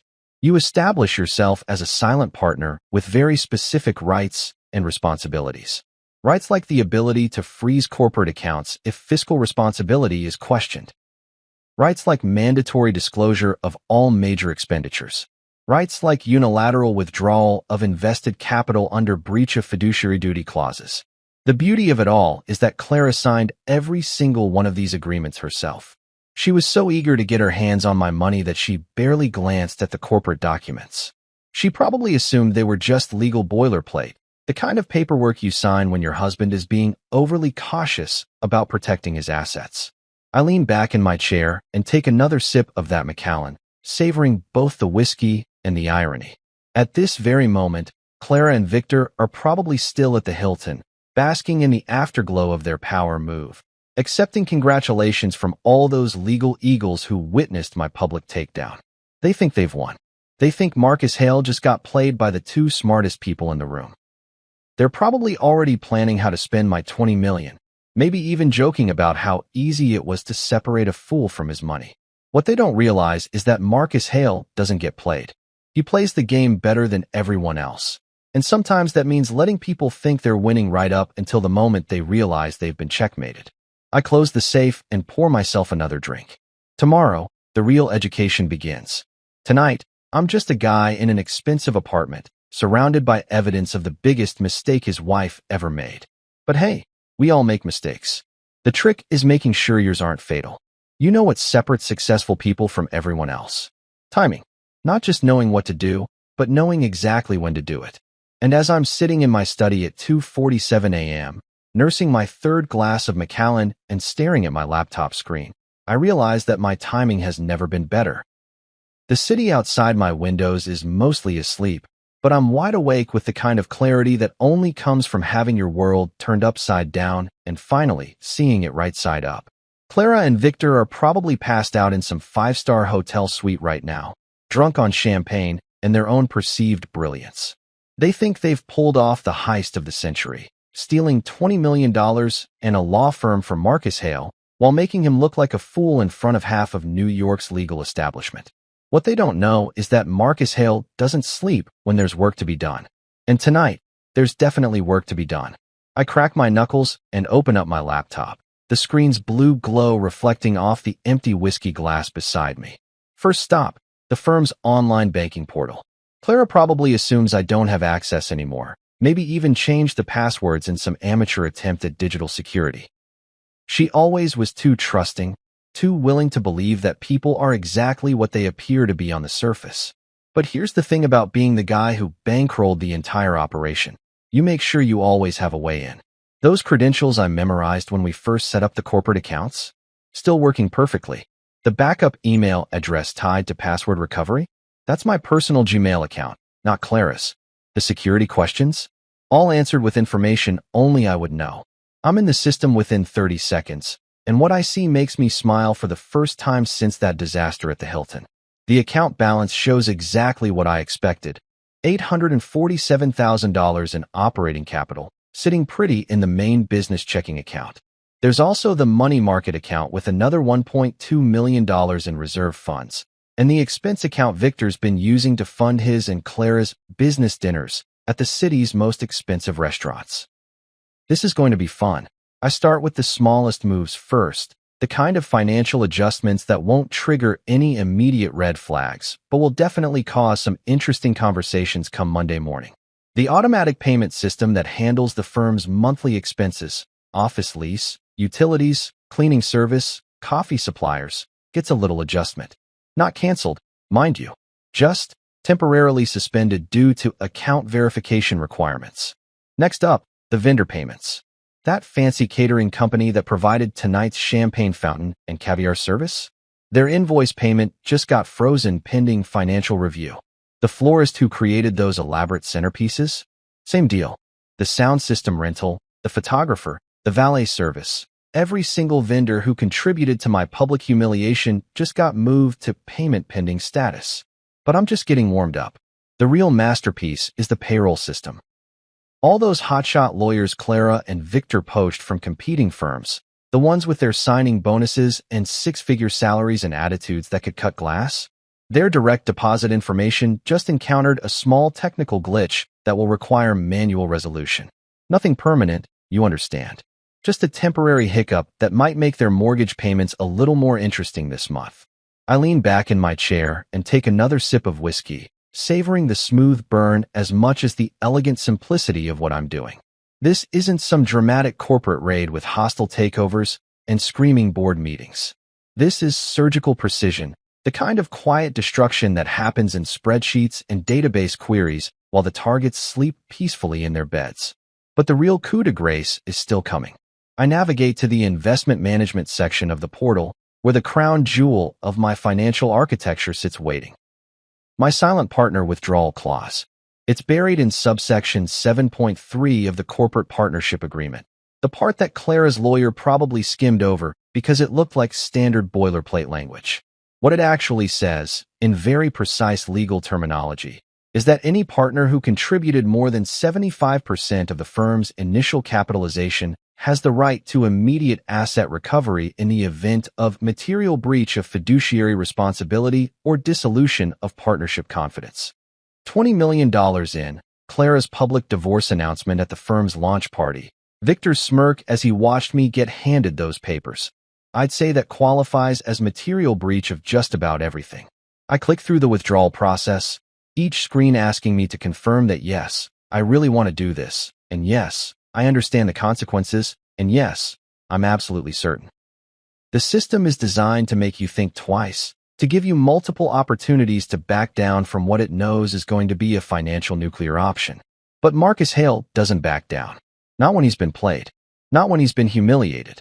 And definitely not when he's got 20 million reasons to make his point crystal clear. The final screen is beautiful in its simplicity. Withdrawal request submitted. Funds will be transferred within 24 to 48 business hours, pending final documentation review. Below that, a number that makes my heart skip a beat, $20 million. $20 million, about to disappear from Hale and Winters LLP's accounts like morning mist in the summer sun. I hit submit and lean back to watch the digital wheels start turning. Somewhere in the depths of the banking system's servers, electronic signals are already starting to flow, beginning the process that will transform Clara's dream firm from a powerhouse startup into a very expensive pile of legal documents. The beauty of it all is the timing. It's Saturday night, or Sunday morning, technically. The banks won't start processing anything until Monday, which means Clara and Victor have roughly 40 hours to enjoy their victory before they discover what Marcus Hale's version of a divorce settlement actually looks like. I pour myself one more glass of that Macallan and walk over to the floor-to-ceiling windows overlooking Central Park. The city spreads out below me like a circuit board, all glittering lights and hidden connections. Somewhere out there, Clara is probably sleeping the sleep of the victorious, dreaming about her new life as New York's hottest legal celebrity. What she doesn't know yet is that you can't build a legal empire on someone else's money and then expect them to just walk away when you're done with them. You can't humiliate Marcus Hale in front of half the city's power brokers and assume there won't be consequences. They wanted a scene at that party, some dramatic breakdown they could gossip about over their country club brunches. What they're getting instead is something much more devastating. A silent storm that's going to tear through their perfect little world like a Category 5 hurricane. The best part? They'll never see it coming until it's already too late. I raise my glass to the sleeping city and smile. Monday morning is going to be very, very interesting. Monday morning hits New York City like a freight train, and I'm sitting in my kitchen sipping Colombian coffee that costs more per pound than most people spend on groceries, watching the sunrise paint the sky in shades of orange and pink. It's shaping up to be a beautiful day, the kind that makes you grateful to be alive and absolutely thrilled to be Marcus Hale. My phone has been buzzing since about 6:30 a.m., lighting up like a Christmas tree with incoming calls, texts, and voicemails. The caller ID reads like a who's who of people who suddenly need to talk to me very, very urgently. Clara, 47 missed calls and counting. Victor Cross, 12 calls, each one probably more desperate than the last, and a parade of board members, investors, and vendors whose names I recognize from the very expensive party they threw on Saturday night. I ignore every single one of them. There's something deeply satisfying about having information that other people desperately need while maintaining complete radio silence. It's like being the only person with an umbrella in a thunderstorm. You can choose who stays dry and who gets soaked to the bone. My doorman's voice crackles through the intercom at exactly 10 a.m., right on schedule. Mr. Hale, sir. There's a young lady here from the law firm. Says it's urgent. Name's Sophie something. Sophie Lang. Clara's assistant, fresh out of college and probably making 30 grand a year to fetch coffee and manage calendars for people who think they're changing the world. Poor kid probably has no idea she's about to become a messenger in the most expensive game of chess New York has seen all year. Send her up, Frank, I tell the intercom, then settle back into my leather chair with my coffee mug and the morning edition of the Wall Street Journal. Nothing quite like reading about other people's financial disasters while orchestrating your own masterpiece. The knock on my door comes exactly 3 minutes later. Soft, hesitant, the kind of knock that says, please don't shoot the messenger. I take my time answering, letting her stew in the hallway for a moment while I finish the article I'm reading about market volatility in emerging tech sectors. When I finally open the door, Sophie Lang looks like she's been through a blender set on Corporate Nightmare. Her usually perfect blonde hair is pulled back in a messy bun. Her makeup is smudged like she's been crying or rubbing her eyes, and she's clutching a manila folder against her chest like it's a life preserver. Mr. Hale, she says, and her voice actually cracks a little. Thank you for seeing me. I know this is irregular. Sophie, right. I step aside and gesture for her to come in. Clara's assistant? Coffee. You look like you could use it. She shakes her head quickly, too wound up to sit still. I can't stay long. The firm there's a situation. A big situation. I pour myself a fresh cup and lean against the kitchen counter, watching her with the kind of mild interest you'd show to a particularly entertaining street performer. Oh, what kind of situation? Everything's collapsing. The words tumble out of her like water through a broken dam. The payroll system crashed this morning. Nobody got paid. The vendors are calling nonstop saying their payments were rejected. The catering company is threatening to sue over the party expenses. Even the coffee service got cut off. Do you know how lawyers function without coffee, Mr. Hale? I take a slow sip from my mug and make a thoughtful noise. Sounds complicated. The investors are furious, she continues, pacing back and forth in my entryway like a caged animal. Judge Winters has been calling every hour demanding explanations. Victor locked himself in his office and won't come out. And Clara. She stops pacing and looks at me with eyes that are definitely on the verge of tears. Clara says it's all just a computer glitch. Some kind of banking error that will be resolved by end of business today. And what do you think, Sophie? She bites her lower lip, clearly wrestling with whether to speak her mind to the man who just got publicly divorced by her boss. I think, she says carefully, that computer glitches don't usually involve $20 million disappearing from corporate accounts. Smart girl. Smarter than her boss, anyway. I'm not a financial expert, I tell her, setting down my coffee mug and walking over to my desk. But that does sound like more than a glitch. I pull open the top drawer and retrieve a cream-colored envelope, the kind of expensive stationery that screams serious business without having to say a word. Inside are 3 sheets of legal paper covered in my lawyer's precise handwriting. Terms and conditions that Clara is going to absolutely hate, but will have no choice but to consider. I need you to deliver this to Clara, I say, handing Sophie the envelope. Directly to her. Don't give it to Victor, don't leave it with the receptionist, don't put it in her inbox. Hand it to Clara personally and tell her she has exactly 24 hours to respond. Sophie takes the envelope like it might explode in her hands. What's in it? A way out of this mess, I say simply. The only way out, actually. Her eyes search my face, probably looking for some hint of mercy or compassion or basic human decency. What she finds instead is the cold, calculating stare of a man who's done playing games. Mr. Hale, she says quietly, is this about the divorce? Because if it is, maybe we could. Sophie, I interrupt her gently but firmly. This isn't about the divorce. This is about business. $20 million worth of business that your bosses seem to have forgotten belongs to someone. She nods slowly, finally understanding that she's not just delivering a message, she's carrying the terms of surrender from the winning side to the losing side. 24 hours, I repeat, not a minute more. And Sophie, make sure Clara understands that this is the only offer she's going to get. The next conversation won't be nearly as pleasant. After she leaves, I walk back to my kitchen window and look out at the city below. Somewhere in a glass tower on Madison Avenue, Clara is probably having the worst Monday of her professional life. The phone calls, the panicked meetings, the growing realization that her dream firm is turning into a nightmare faster than she can damage control. I pour myself another cup of coffee and check my phone. 53 missed calls now, plus a text message from Victor that just says, "Call me now" in all caps. I delete the text without reading it twice and turn my phone to silent mode. The beautiful thing about being Marcus Hale is that when you hold all the cards, you get to decide when the game ends. And this game? It's just getting started. 24 hours, Clara. The clock is ticking. Friday morning arrives with all the subtlety of a demolition crew, and I'm standing in front of my bathroom mirror at 7:30 a.m., adjusting a tie that costs more than most people's rent, while mentally preparing for what's about to be the most satisfying business meeting of my entire career. Today's ensemble is what I like to call corporate executioner chic. Charcoal Tom Ford suit that fits like it was sewn directly onto my body, Italian leather shoes that could probably finance a small car, and a smile that would make a shark jealous. When you're about to walk into a room full of lawyers who think they've been playing chess while you've been playing 4D chess, presentation matters. The ride to Hale and Winters LLP takes exactly 14 minutes in Manhattan traffic, which gives me just enough time to review my notes and savor the irony of walking into a building whose lease I personally guarantee.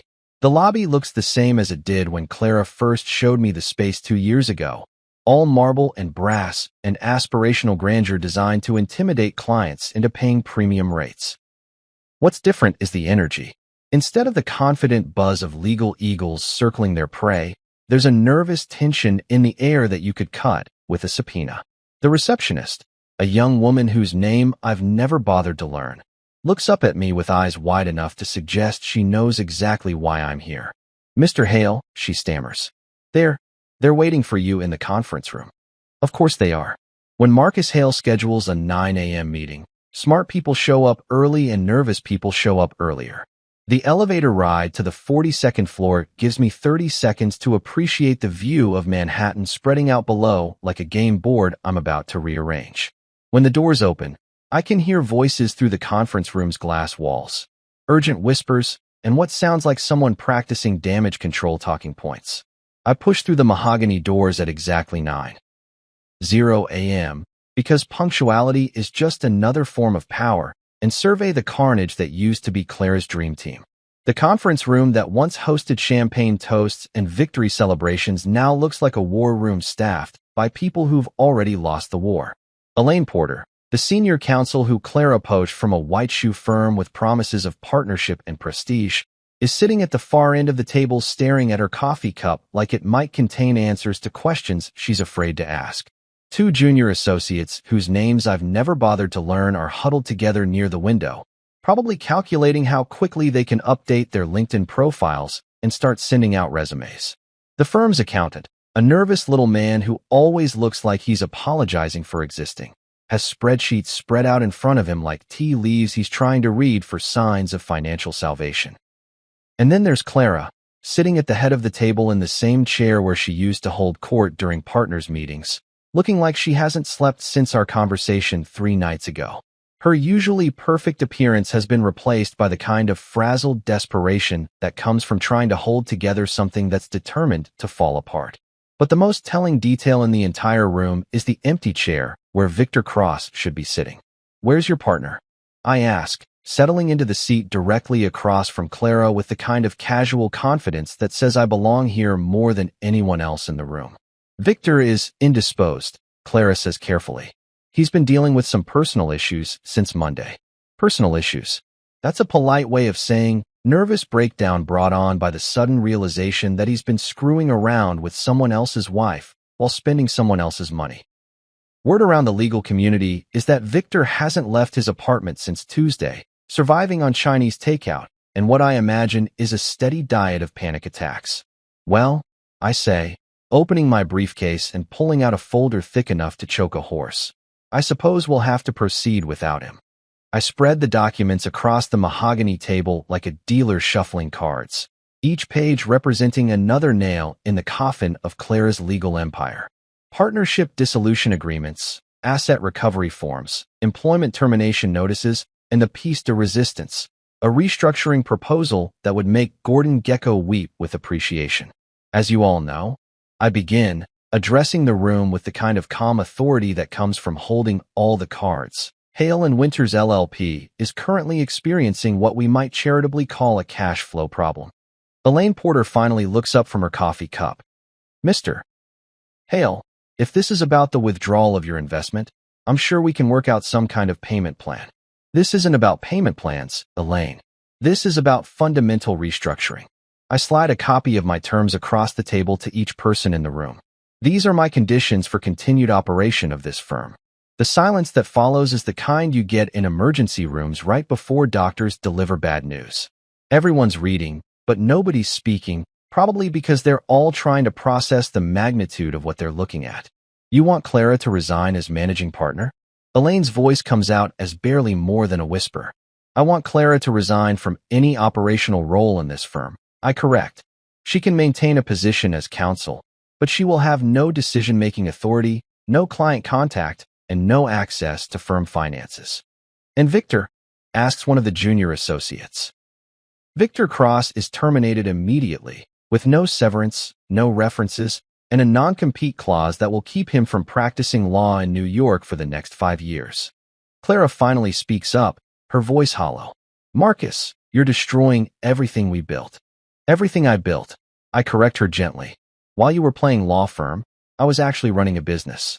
The business that kept this place afloat for 2 years while you and Victor were playing house with my money." I stand up and walk to the window, looking out at the city that Clara once thought she was going to conquer. "My $20 million will be repaid in structured installments over the next 10 years, with interest. I will assume 2 permanent board seats, including the position of Financial Oversight Director with veto power over any expenditure exceeding $10,000. That's essentially a hostile takeover," Elaine stammers. "No." I turn back to face the room, and for the first time since this whole thing started, I let them see exactly how much I've enjoyed watching their little empire crumble. A hostile takeover is when someone steals your company. This is what happens when you bite the hand that feeds you and discover it has very sharp teeth. Clara's hands are shaking as she picks up the pen I've placed in front of her. "If I sign this, I'll be nothing more than an employee in my own firm. Your firm? I walk back to the table and lean down so that my face is level with hers. Clara, this stopped being your firm the moment you decided to serve me divorce papers at a party I paid for. What you're looking at now is the Marcus Hale version of a settlement offer. She stares at the signature line for what feels like an eternity, probably running through all the alternatives in her mind. Fight me in court with lawyers she can't afford? Try to start over somewhere else with a reputation that's been nuked from orbit? Declare bankruptcy and watch 20 years of legal career go down the drain? When she finally signs her name, the pen scratches across the paper like fingernails on a chalkboard. One by one, the other partners sign their copies, each signature another step in what history will probably remember as the most efficient corporate coup in Manhattan legal history. As I'm packing up my briefcase, Elaine Porter clears her throat. Mr. Hale, what happens to the rest of us? You keep your jobs, I say simply. You keep your salaries. You keep your benefits.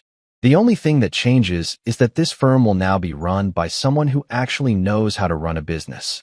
I'm almost to the door when Clara's voice stops me. Marcus, she says, her voice barely audible. Was this always the plan? Even from the beginning? I turn back and look at her one last time. This woman I was married to for 8 years, who I trusted with my money and my heart, who I watched build her dreams on the foundation of my bank account before she decided she didn't need the foundation anymore. No, Clara, I tell her honestly. The plan was to love you and support your dreams and grow old together. But plans change when people do stupid things. I close the door behind me with a soft click, leaving behind the wreckage of Clara's empire and the birth of something entirely new. Outside on the street, I pull out my phone and dial my accountant. Jameson? It's Marcus. Yes, it went exactly as planned. Start the paperwork for the restructuring. And Jameson? Make sure the new letterhead reads, Hale Legal Partners. I think it has a nice ring to it. 2 weeks after I basically nuked my wife's legal empire from orbit, I find myself standing in front of a converted townhouse in Brooklyn that looks like it's been through more battles than a Civil War battlefield. The paint is peeling, the front steps are cracked, and there's a fire escape that probably violates about 17 building codes. But something about this place feels more real than all the marble and mahogany I've been dealing with lately. This is where the magic happens, apparently. Phoenix Legal Collective, a name that would make corporate lawyers laugh until they cried, but somehow fits perfectly with the scrappy energy radiating from this building like heat from a furnace. I'm here because my lawyer, Patricia Wells, mentioned something about opportunities in emerging legal markets during our post-coup celebration dinner last week. What she actually meant was, there's this crazy young lawyer in Brooklyn who's making the big firms nervous, and maybe you should check her out before someone else does. The reception area looks like it was decorated by someone who shopped exclusively at garage sales and IKEA's bargain bin. Mismatched chairs, a coffee table that's probably older than most of the staff, and walls covered with newspaper clippings about cases they've won against corporations that could buy and sell this entire building without blinking. But here's the thing about Marcus Hale. I didn't get where I am by judging books by their covers. Some of the most profitable investments I've ever made started in places that looked like they were one health inspection away from being condemned. Mr. Hale, a voice calls from across the room, and I turn to see a woman who's probably young enough to be carded at restaurants, but carries herself with the kind of confidence that usually takes decades to develop. I'm Lydia Torres. Thank you for coming. Lydia Torres looks exactly like what you'd expect from someone running a legal collective in Brooklyn. Dark hair pulled back in a ponytail that says, I don't have time for fancy styling. Jeans that have probably seen more courtrooms than some lawyers see in their entire careers, and eyes that burn with the kind of intensity you usually only find in people who've got something to prove to the world. Miss Torres, I shake her hand, noting the firm grip that doesn't try to overcompensate, but doesn't apologize for existing either. Interesting operation you've got here. She laughs, and it's the kind of genuine sound that I haven't heard in legal circles for longer than I care to admit. That's one way to put it. Come on, let me show you around before you decide whether we're brilliant visionaries or completely insane.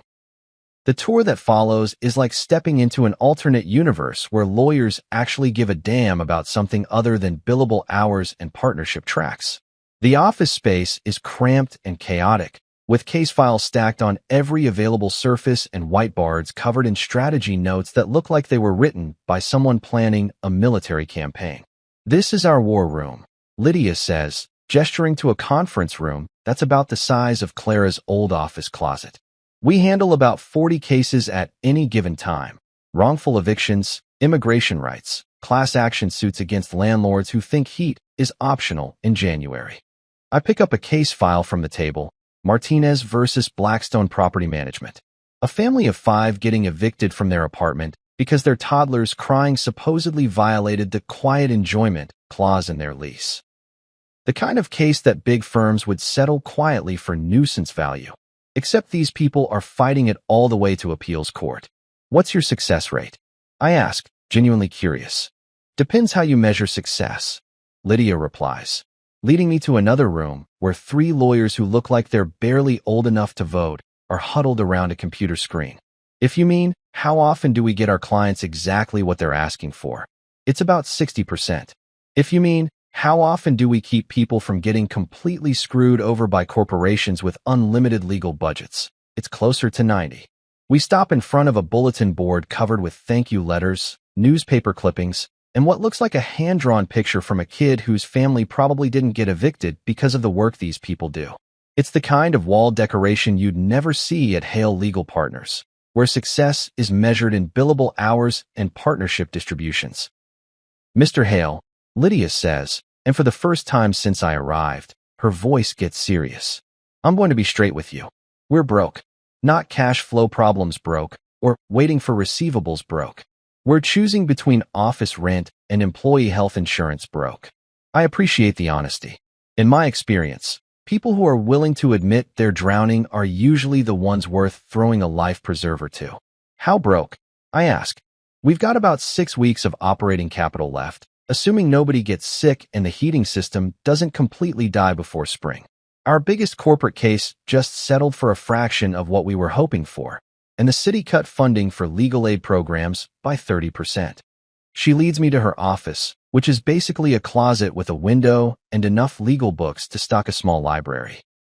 The desk is covered with financial statements that paint a picture of an organization that's been running on passion and coffee for longer than anyone should have to. "We could take corporate clients," she continues, settling into a chair that looks like it came from a 1970s yard sale. "Charge premium rates for routine contract work, maybe do some regulatory compliance for tech startups. But that's not why we got into law." "Why did you get into law?" I ask, because something tells me the answer is going to be refreshingly different from to make partner by 30 and buy a house in the Hamptons. "Because the system is rigged," she says simply. "Because corporate lawyers make more in a month than most people make in a year, while families get evicted because they can't afford legal representation. Because immigration courts have a 97% conviction rate when people represent themselves, but a 60% acquittal rate when they have competent counsel." She pulls out a folder and spreads some papers across her desk. "We're not trying to get rich, Mr. Hale. We're trying to level the playing field just enough so that having money isn't the only thing that determines whether you get justice." I look at the financial projections, the case files, the thank you letters, and something clicks into place that I wasn't expecting. This isn't just another investment opportunity or another way to diversify my portfolio. This is the anti-Clara. This is what Clara's firm could have been if she'd actually cared about practicing law instead of playing lawyer for the cameras. "What would you do with $10 million? I ask. Lydia's eyes widen like I just asked her what she'd do if aliens landed on the courthouse steps. $10 million? Are you serious?" "Dead serious. $10 million in seed funding, in exchange for 40% equity and a board seat. What would you build?" She doesn't hesitate, which tells me she's been thinking about this conversation long before I walk through her door. "Expand to all 5 boroughs. Hire 20 more attorneys. Create a training program for law students who want to do public interest work but can't afford to take unpaid internships. Set up a legal clinic in every neighborhood where people can get real advice instead of just forms to fill out. And change the game. Make it so that having a corporate legal team doesn't automatically mean you win. Level the playing field so that justice isn't just for people who can afford it." I pull out my checkbook. Yes, I still carry an actual checkbook because some things are too important for electronic transfers. and write out a number that makes Lydia's eyes fill with tears. $10 million. Not a loan with complicated terms and performance clauses. Not an investment with exit strategies and profit-sharing agreements. Just seed money for someone who wants to fight the good fight and actually has the balls to do it. Mr. Hale, she says, staring at the check like it might disappear if she blinks. You've just saved us. You've saved everything we're trying to build here. No, I tell her, standing up and shaking her hand again. You've saved me. I've been so busy playing corporate games that I forgot what it feels like to invest in something that actually matters. As I'm walking back to my car, I pull out my phone and dial Patricia Wells. Patricia? It's Marcus. Remember that emerging legal market opportunity you mentioned? Yeah, I just wrote them a check for $10 million. And Patricia? This isn't about revenge anymore. This is about building something real. For the first time since this whole mess started, I'm not thinking about Clara or Victor or the smoking ruins of Hale and Winters. I'm thinking about what comes next, and it feels a hell of a lot better than looking backward. 3 weeks after I basically adopted a scrappy legal collective in Brooklyn like some kind of philanthropic sugar daddy, Clara calls me with a proposal that's about as appealing as a root canal performed by a drunk dentist. She wants to meet for coffee to discuss our public narrative, which is PR speak for help me figure out how to spin this disaster so I don't look like a complete idiot. The location she picks is Cafe Orpheus, one of those aggressively neutral Upper West Side spots where divorced couples go to hash out custody agreements and failed business partners meet to divide up what's left of their dreams. It's the kind of place that serves $15 avocado toast and has enough ambient noise to cover heated conversations without making them sound like Jerry Springer episodes. I arrive exactly on time because punctuality is just another form of psychological warfare, and find Clara already sitting at a corner table with her laptop open and what looks like a legal pad covered in talking points. She's wearing a navy blue business suit that screams professional competence and makeup that's probably designed to hide the fact that she hasn't been sleeping well since her empire collapsed. Marcus, she says as I sit down, her voice carrying that careful modulation lawyers use when they're trying to sound reasonable while asking for unreasonable things. Thank you for coming. I know this is complicated. I order black coffee from a waitress who looks young enough to be my daughter and settle back in my chair with the kind of relaxed confidence that comes from holding all the cards in a game where your opponent is still trying to figure out what game they're playing. So, I say, stirring cream into my coffee with the deliberate slowness of someone who has nowhere else to be and all the time in the world. What's this about, Clara? She slides her laptop across the table like she's presenting evidence in a murder trial. On the screen is a draft press release that's been formatted with all the professional polish of a Fortune 500 company's damage control statement. The headline reads, Hale Legal Partners announces leadership transition. I start reading, and with every sentence, my appreciation for the creative use of the English language grows exponentially. According to this masterpiece of corporate fiction, Clara is stepping back from operational duties to focus on strategic client relationships. My acquisition of controlling interest in the firm is described as a planned transition to optimize operational efficiency. The complete absence of Victor Cross from any mention in the document is apparently because he's pursuing new opportunities in the private sector. It's like reading a fairy tale written by someone who learned creative writing from SEC filing documents. This is interesting, I say after finishing the entire thing, which takes about 3 minutes because it's mostly buzzwords strung together with corporate nonsense. Very creative. Clara leans forward with the kind of hopeful expression that suggests she actually thinks I might be buying what she's selling. I worked with our communications consultant to craft something that protects everyone's reputation while explaining the transition in terms that the legal community can understand. Our communications consultant, I repeat slowly. You mean the same communications consultant who charged my company $20,000 to plan a launch party where you publicly divorced me? Her face flushes slightly, but she pushes forward like a lawyer who's already committed to a bad argument. Marcus, we both have reputations to protect. This statement allows us to move forward without unnecessary damage to either of our professional standing. I close the laptop and slide it back across the table. Clara, this reads like something a politician would release after getting caught embezzling campaign funds.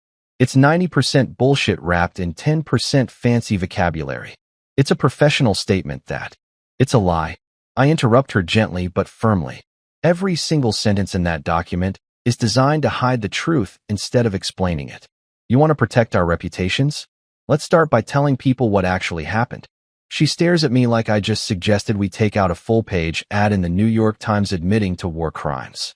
You want me to tell the truth? The actual truth. Crazy concept, I know.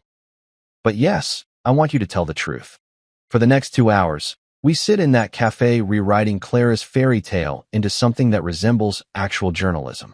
It's like performing surgery on a piece of creative writing, cutting away all the corporate speak and media training until what's left is raw, honest, and probably more devastating than anything I could have written myself. The first draft Clara produces is still mostly garbage, but it's garbage that's moving in the right direction. Instead of stepping back from operational duties, she writes, resigning from leadership positions. Instead of planned transition, she admits to financial restructuring following the withdrawal of major investment. But it's still not enough. Try again, I tell her, handing back her laptop after deleting half of what she's written. This time, pretend you're explaining it to your father. Judge Winters doesn't do corporate speak, Clara. He does facts. The mention of her father hits like a slap across the face. Judge Robert Winters is old-school judiciary, the kind of man who believes that words should mean what they say and say what they mean. He's also the kind of father who raised his daughter to believe that integrity matters more than appearances, which makes Clara's current situation especially painful. She starts typing again, and this time the words that come out are sharper, cleaner, more honest. Instead of hiding behind passive voice and corporate euphemisms, she starts taking responsibility for decisions that led to consequences. Marcus Hale provided the financial foundation that made Hale and Winters LLP possible, she writes. My personal choices jeopardized that investment and damaged the professional relationship that the firm was built on. It's getting better, but it's still not the whole truth. What about Victor? I ask. She stops typing and stares at the screen for a long moment. What about him? Are you going to mention that you were having an affair with your business partner while using your husband's money to fund both your firm and your relationship? Or are we going to pretend that's not relevant to the story? The question hangs in the air between us like smoke from a gun barrel. Clara's hands hover over the keyboard, probably running through all the different ways she could phrase this particular truth without completely destroying what's left of her professional reputation. I made personal choices that compromised my professional judgment, she finally types. Those choices led to decisions that were unfair to my investors and damaging to the firm's financial stability. It's still corporate speak, but it's corporate speak that acknowledges reality instead of trying to pretend it never happened. We spend another hour refining the language, cutting away the last bits of spin and public relations nonsense until what's left is something that might actually qualify as honest. By the time we're finished, Clara's statement reads like it was written by someone who understands the difference between accepting responsibility and managing public perception. The final version includes an acknowledgement that I funded the firm's entire operation, an admission that her personal decisions led to the firm's financial crisis, and a clear statement that she's stepping down from all leadership roles to allow for proper restructuring under new management. This is going to destroy my reputation, she says, reading through the final draft one more time. Your reputation was destroyed the moment you decided to publicly humiliate the man who bankrolled your entire operation, I tell her. This is just acknowledging what everyone already knows. She stares at the screen for another long moment, probably weighing the cost of honesty against the price of continued deception. Then, without any fanfare or dramatic speeches, she hits schedule and sets the statement to go live on the firm's website and social media accounts tomorrow morning at 9 a.m. There, she says, closing the laptop with a finality that sounds like a coffin lid slamming shut. The truth, as requested. The truth as required. I correct her.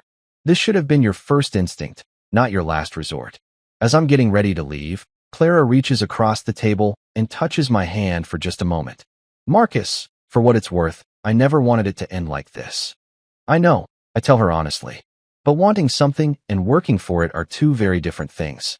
You wanted to have your cake and eat it too. I wanted a wife who understood that marriage is supposed to be a partnership, not a business transaction. Outside the cafe, I pull out my phone and call Patricia Wells. Patricia? It's Marcus. Clara's releasing a statement tomorrow morning. Yes, it's honest. No, she's not going to like the reaction. And Patricia? Make sure our media people are ready to field calls. Tomorrow's going to be interesting.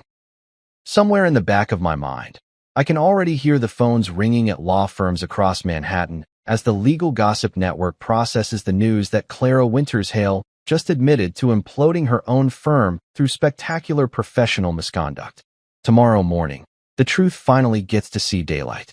And after months of living in Clara's carefully constructed fantasy, that feels like a victory all by itself. You know what's funny about the truth? It spreads faster than gossip and hits harder than a freight train carrying lawsuits. Clara's statement goes live at exactly 9 a.m. on a Tuesday morning, and by 9:15, my phone is buzzing like an angry hornet's nest with calls from reporters, lawyers, and probably half the legal establishment in Manhattan who suddenly want to know everything about Marcus Hale. I'm sitting in my apartment, nursing my second cup of Colombian coffee and watching the sunrise paint Central Park in shades of gold and possibility when the first call comes in. It's from Legal Times, then Above the Law, then something called Manhattan Law Weekly that I'm pretty sure didn't exist yesterday, but apparently has very strong opinions about corporate restructuring in boutique firms. The best part?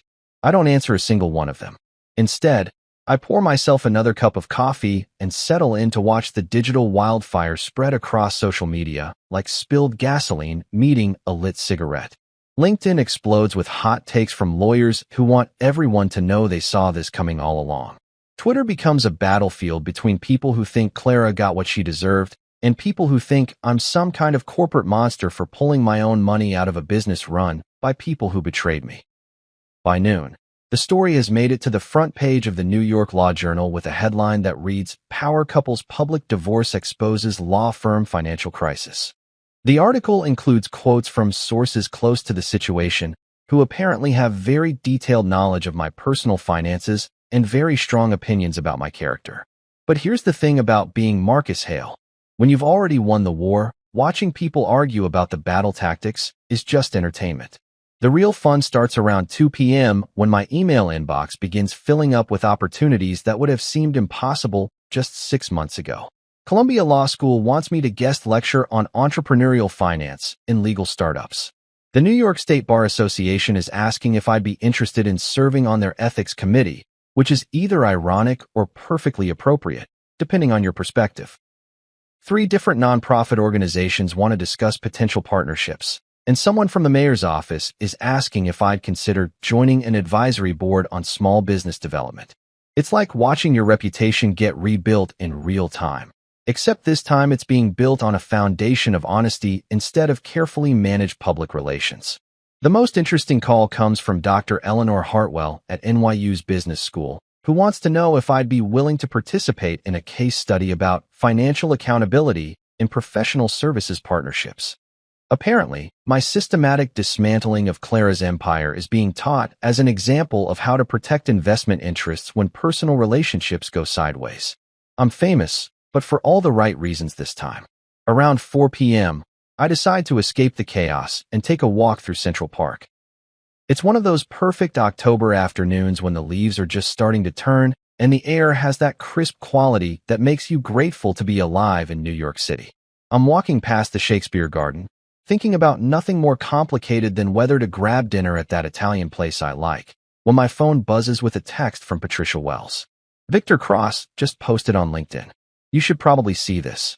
I find a bench and pull up Victor's profile, which now features a lengthy post that reads like a suicide note written by someone who learned creative writing from corporate legal documents. He's apparently taking time to reassess career priorities and exploring opportunities outside the traditional legal framework. It's the kind of language people use when they're unemployed but too proud to admit it. The comments section is a bloodbath of former colleagues offering hollow sympathy while probably updating their contact lists to remove his information. It's professional death by 1,000 cuts, and I'd almost feel sorry for him if he hadn't spent 2 years screwing my wife while spending my money. By the time I get home, there are 17 voicemails waiting for me, including one from Judge Robert Winters that simply says, "Marcus, call me when you get a chance." We should talk.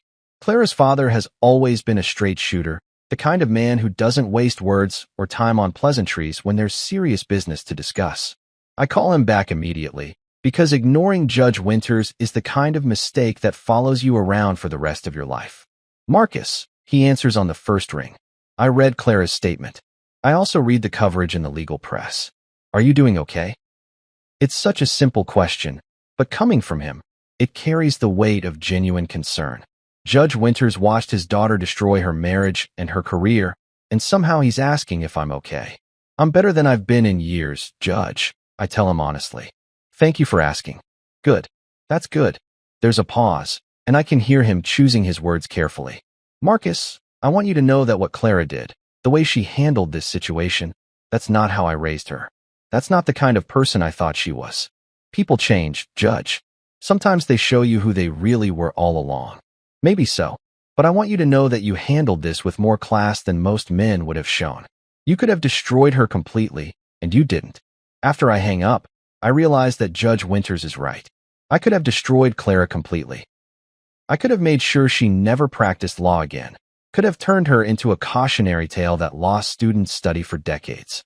Instead, I gave her a chance to rebuild, albeit on a much smaller scale, and with a much clearer understanding of how the world actually works. Maybe that makes me a better man than I thought I was. Or maybe it just makes me someone who's learned the difference between justice and revenge. That evening, I'm getting ready for dinner when my doorman calls up to announce that I have a visitor. Dr. Camille Rhodes from Columbia Law School, sir. Says she has an appointment. I don't remember scheduling any appointments, but something about the name sounds familiar. It takes me a moment to place it. She's the ethics professor who was quoted in one of the articles about Clara's statement, talking about fiduciary responsibility in professional partnerships. Dr. Camille Rhodes turns out to be a woman in her early 40s with the kind of sharp intelligence that comes through in everything from her handshake to the way she looks around my apartment like she's cataloging details for future reference. She's wearing jeans and a Columbia sweatshirt, which suggests this isn't a formal business call. Mr. Hale, she says, settling into the chair across from my couch, like she belongs there. I hope you don't mind the unscheduled visit. I was in the neighborhood, and I've been following your situation with great interest. Academic interest? I ask, pouring 2 glasses of wine because something tells me this conversation is going to require alcohol. Professional and personal, she admits. What you did to Hale and Winters, the way you structured your withdrawal, the legal mechanisms you used to protect your investment, it's brilliant. Ethically sound, legally airtight, and more elegant than anything I've seen in 20 years of studying corporate accountability. We talk for 3 hours about everything from business ethics to the future of legal education. And by the time she leaves, I realize 2 things. First, that I haven't had a conversation this intellectually stimulating since before Clara and I got married. And second, that Dr. Camille Rhodes has the kind of smile that makes you want to figure out what makes her laugh. As I'm cleaning up the wine glasses, I catch myself smiling for no particular reason except that for the first time in years, the future feels like something worth looking forward to instead of something to survive. Tomorrow, I start teaching a seminar at Columbia on entrepreneurial finance. Next week, I'm meeting with the Phoenix legal team to discuss expansion plans. And sometime soon, I might just ask Dr. Camille Rhodes if she'd like to continue our conversation over dinner. The war with Clara is over, and I won. But more importantly, I'm finally ready to start building something new. 6 months after the spectacular implosion of what used to be Clara's legal empire, I'm sitting in my new apartment on the Upper West Side, grading papers from my Columbia Law School seminar on entrepreneurial finance, when the FedEx courier shows up with a package that's about to close the final chapter of the Marcus Hale revenge story.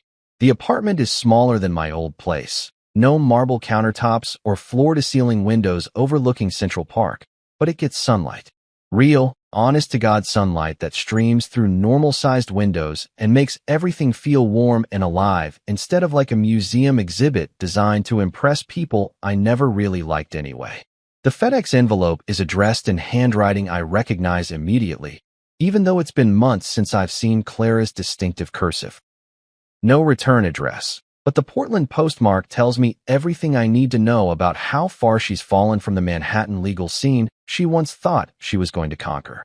I pour myself a cup of coffee, regular coffee, Not the $20 a pound Colombian stuff I used to drink because expensive was supposed to mean better, and settle into the reading chair I bought from a furniture store in Queens instead of some boutique showroom where they charge extra for the privilege of being condescended to by interior designers. The letter inside is written on plain white paper, the kind you can buy at any drugstore, and it's only 1 page long. But sometimes 1 page is enough to say everything that needs saying. Marcus, asterisk. I moved to Portland 3 months ago. I know that probably doesn't surprise you. Everyone in the New York legal community knows by now that Clara Winters Hale is persona non grata east of the Hudson River, asterisk. I work at a nonprofit clinic now, helping people who can't afford lawyers navigate immigration cases and housing disputes. The pay is terrible. The office is in a strip mall between a nail salon and a tax preparation service, and I've never been happier to go to work in the morning, asterisk. I understand now what you tried to tell me that night in your apartment. I understand the difference between being respected and being famous, between building something real and building something that looks good in legal trade publications, asterisk. I spent 8 years married to a man who supported my dreams even when I didn't deserve his support, and I threw it all away because I thought I needed to prove something to people whose opinions shouldn't have mattered, asterisk. I know you probably don't want to hear from me.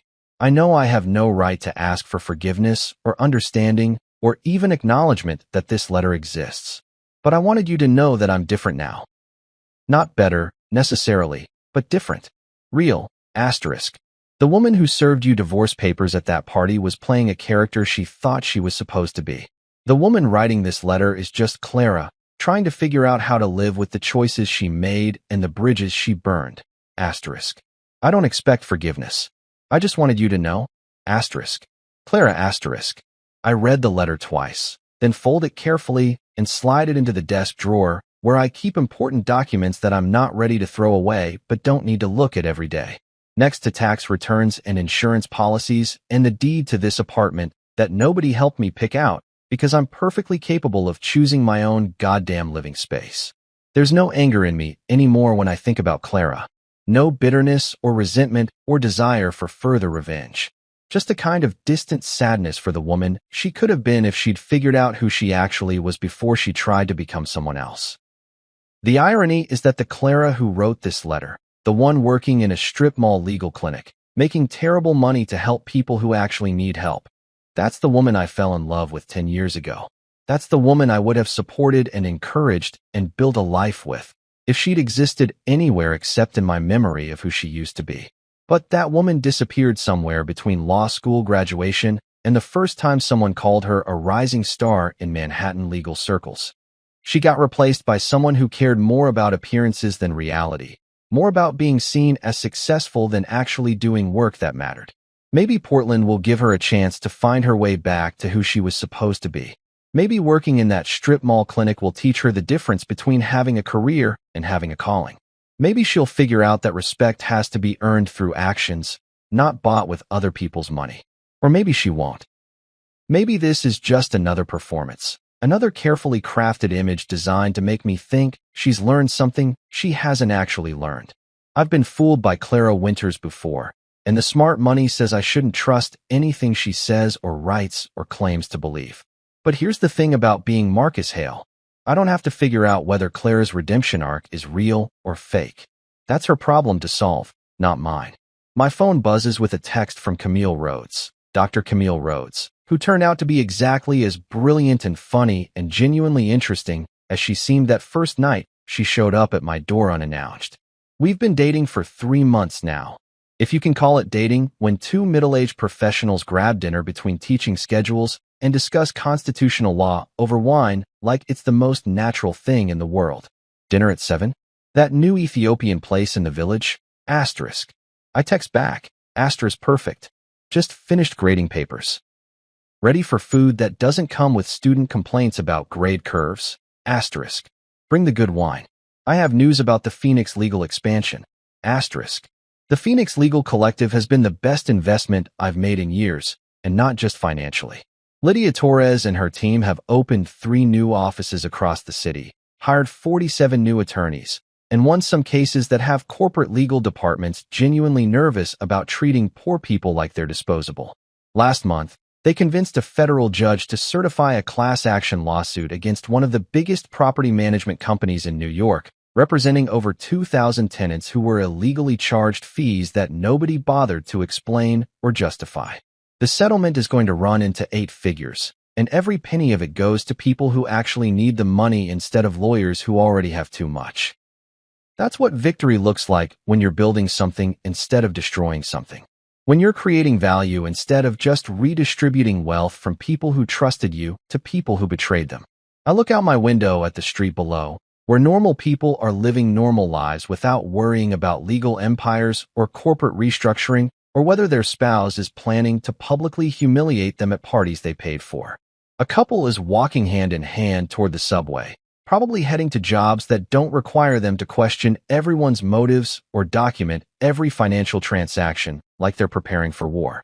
That could be me and Camille in 6 months, or a year, or whenever we figure out that what we have is worth making official. Walking to dinner without checking our phones for urgent messages from lawyers or accountants or business partners who think the world will end if they don't have immediate answers to questions that could wait until tomorrow. The sunlight is starting to fade, painting my apartment in shades of gold and amber that make everything look warm and possible. In an hour, I'll meet Camille at that Ethiopian restaurant, and we'll talk about Phoenix Legal's expansion plans and her research on legal ethics, and maybe what we're doing next weekend when neither of us has papers to grade or cases to review. Later tonight, I'll come home to this apartment that belongs entirely to me, pour myself a glass of wine that costs exactly what wine should cost, and read a book that has nothing to do with business or law or revenge or any of the things that consumed my life for the past year. Tomorrow, I'll teach eager law students about the intersection of entrepreneurship and ethics, help Lydia Torres figure out how to fund legal clinics in underserved communities, and maybe take Camille to that art gallery opening she mentioned. The war with Clara is over. The reconstruction of Marcus Hale is complete. And for the first time in longer than I care to remember, the future feels like something to build instead of something to survive. I close the desk drawer with Clara's letter inside and walk toward the window, where the last of the afternoon sunlight is turning the city into something that looks almost like hope. The best revenge, it turns out, isn't destroying your enemies. It's building a life so good that their betrayal becomes irrelevant. And that, I realize, is the ultimate victory.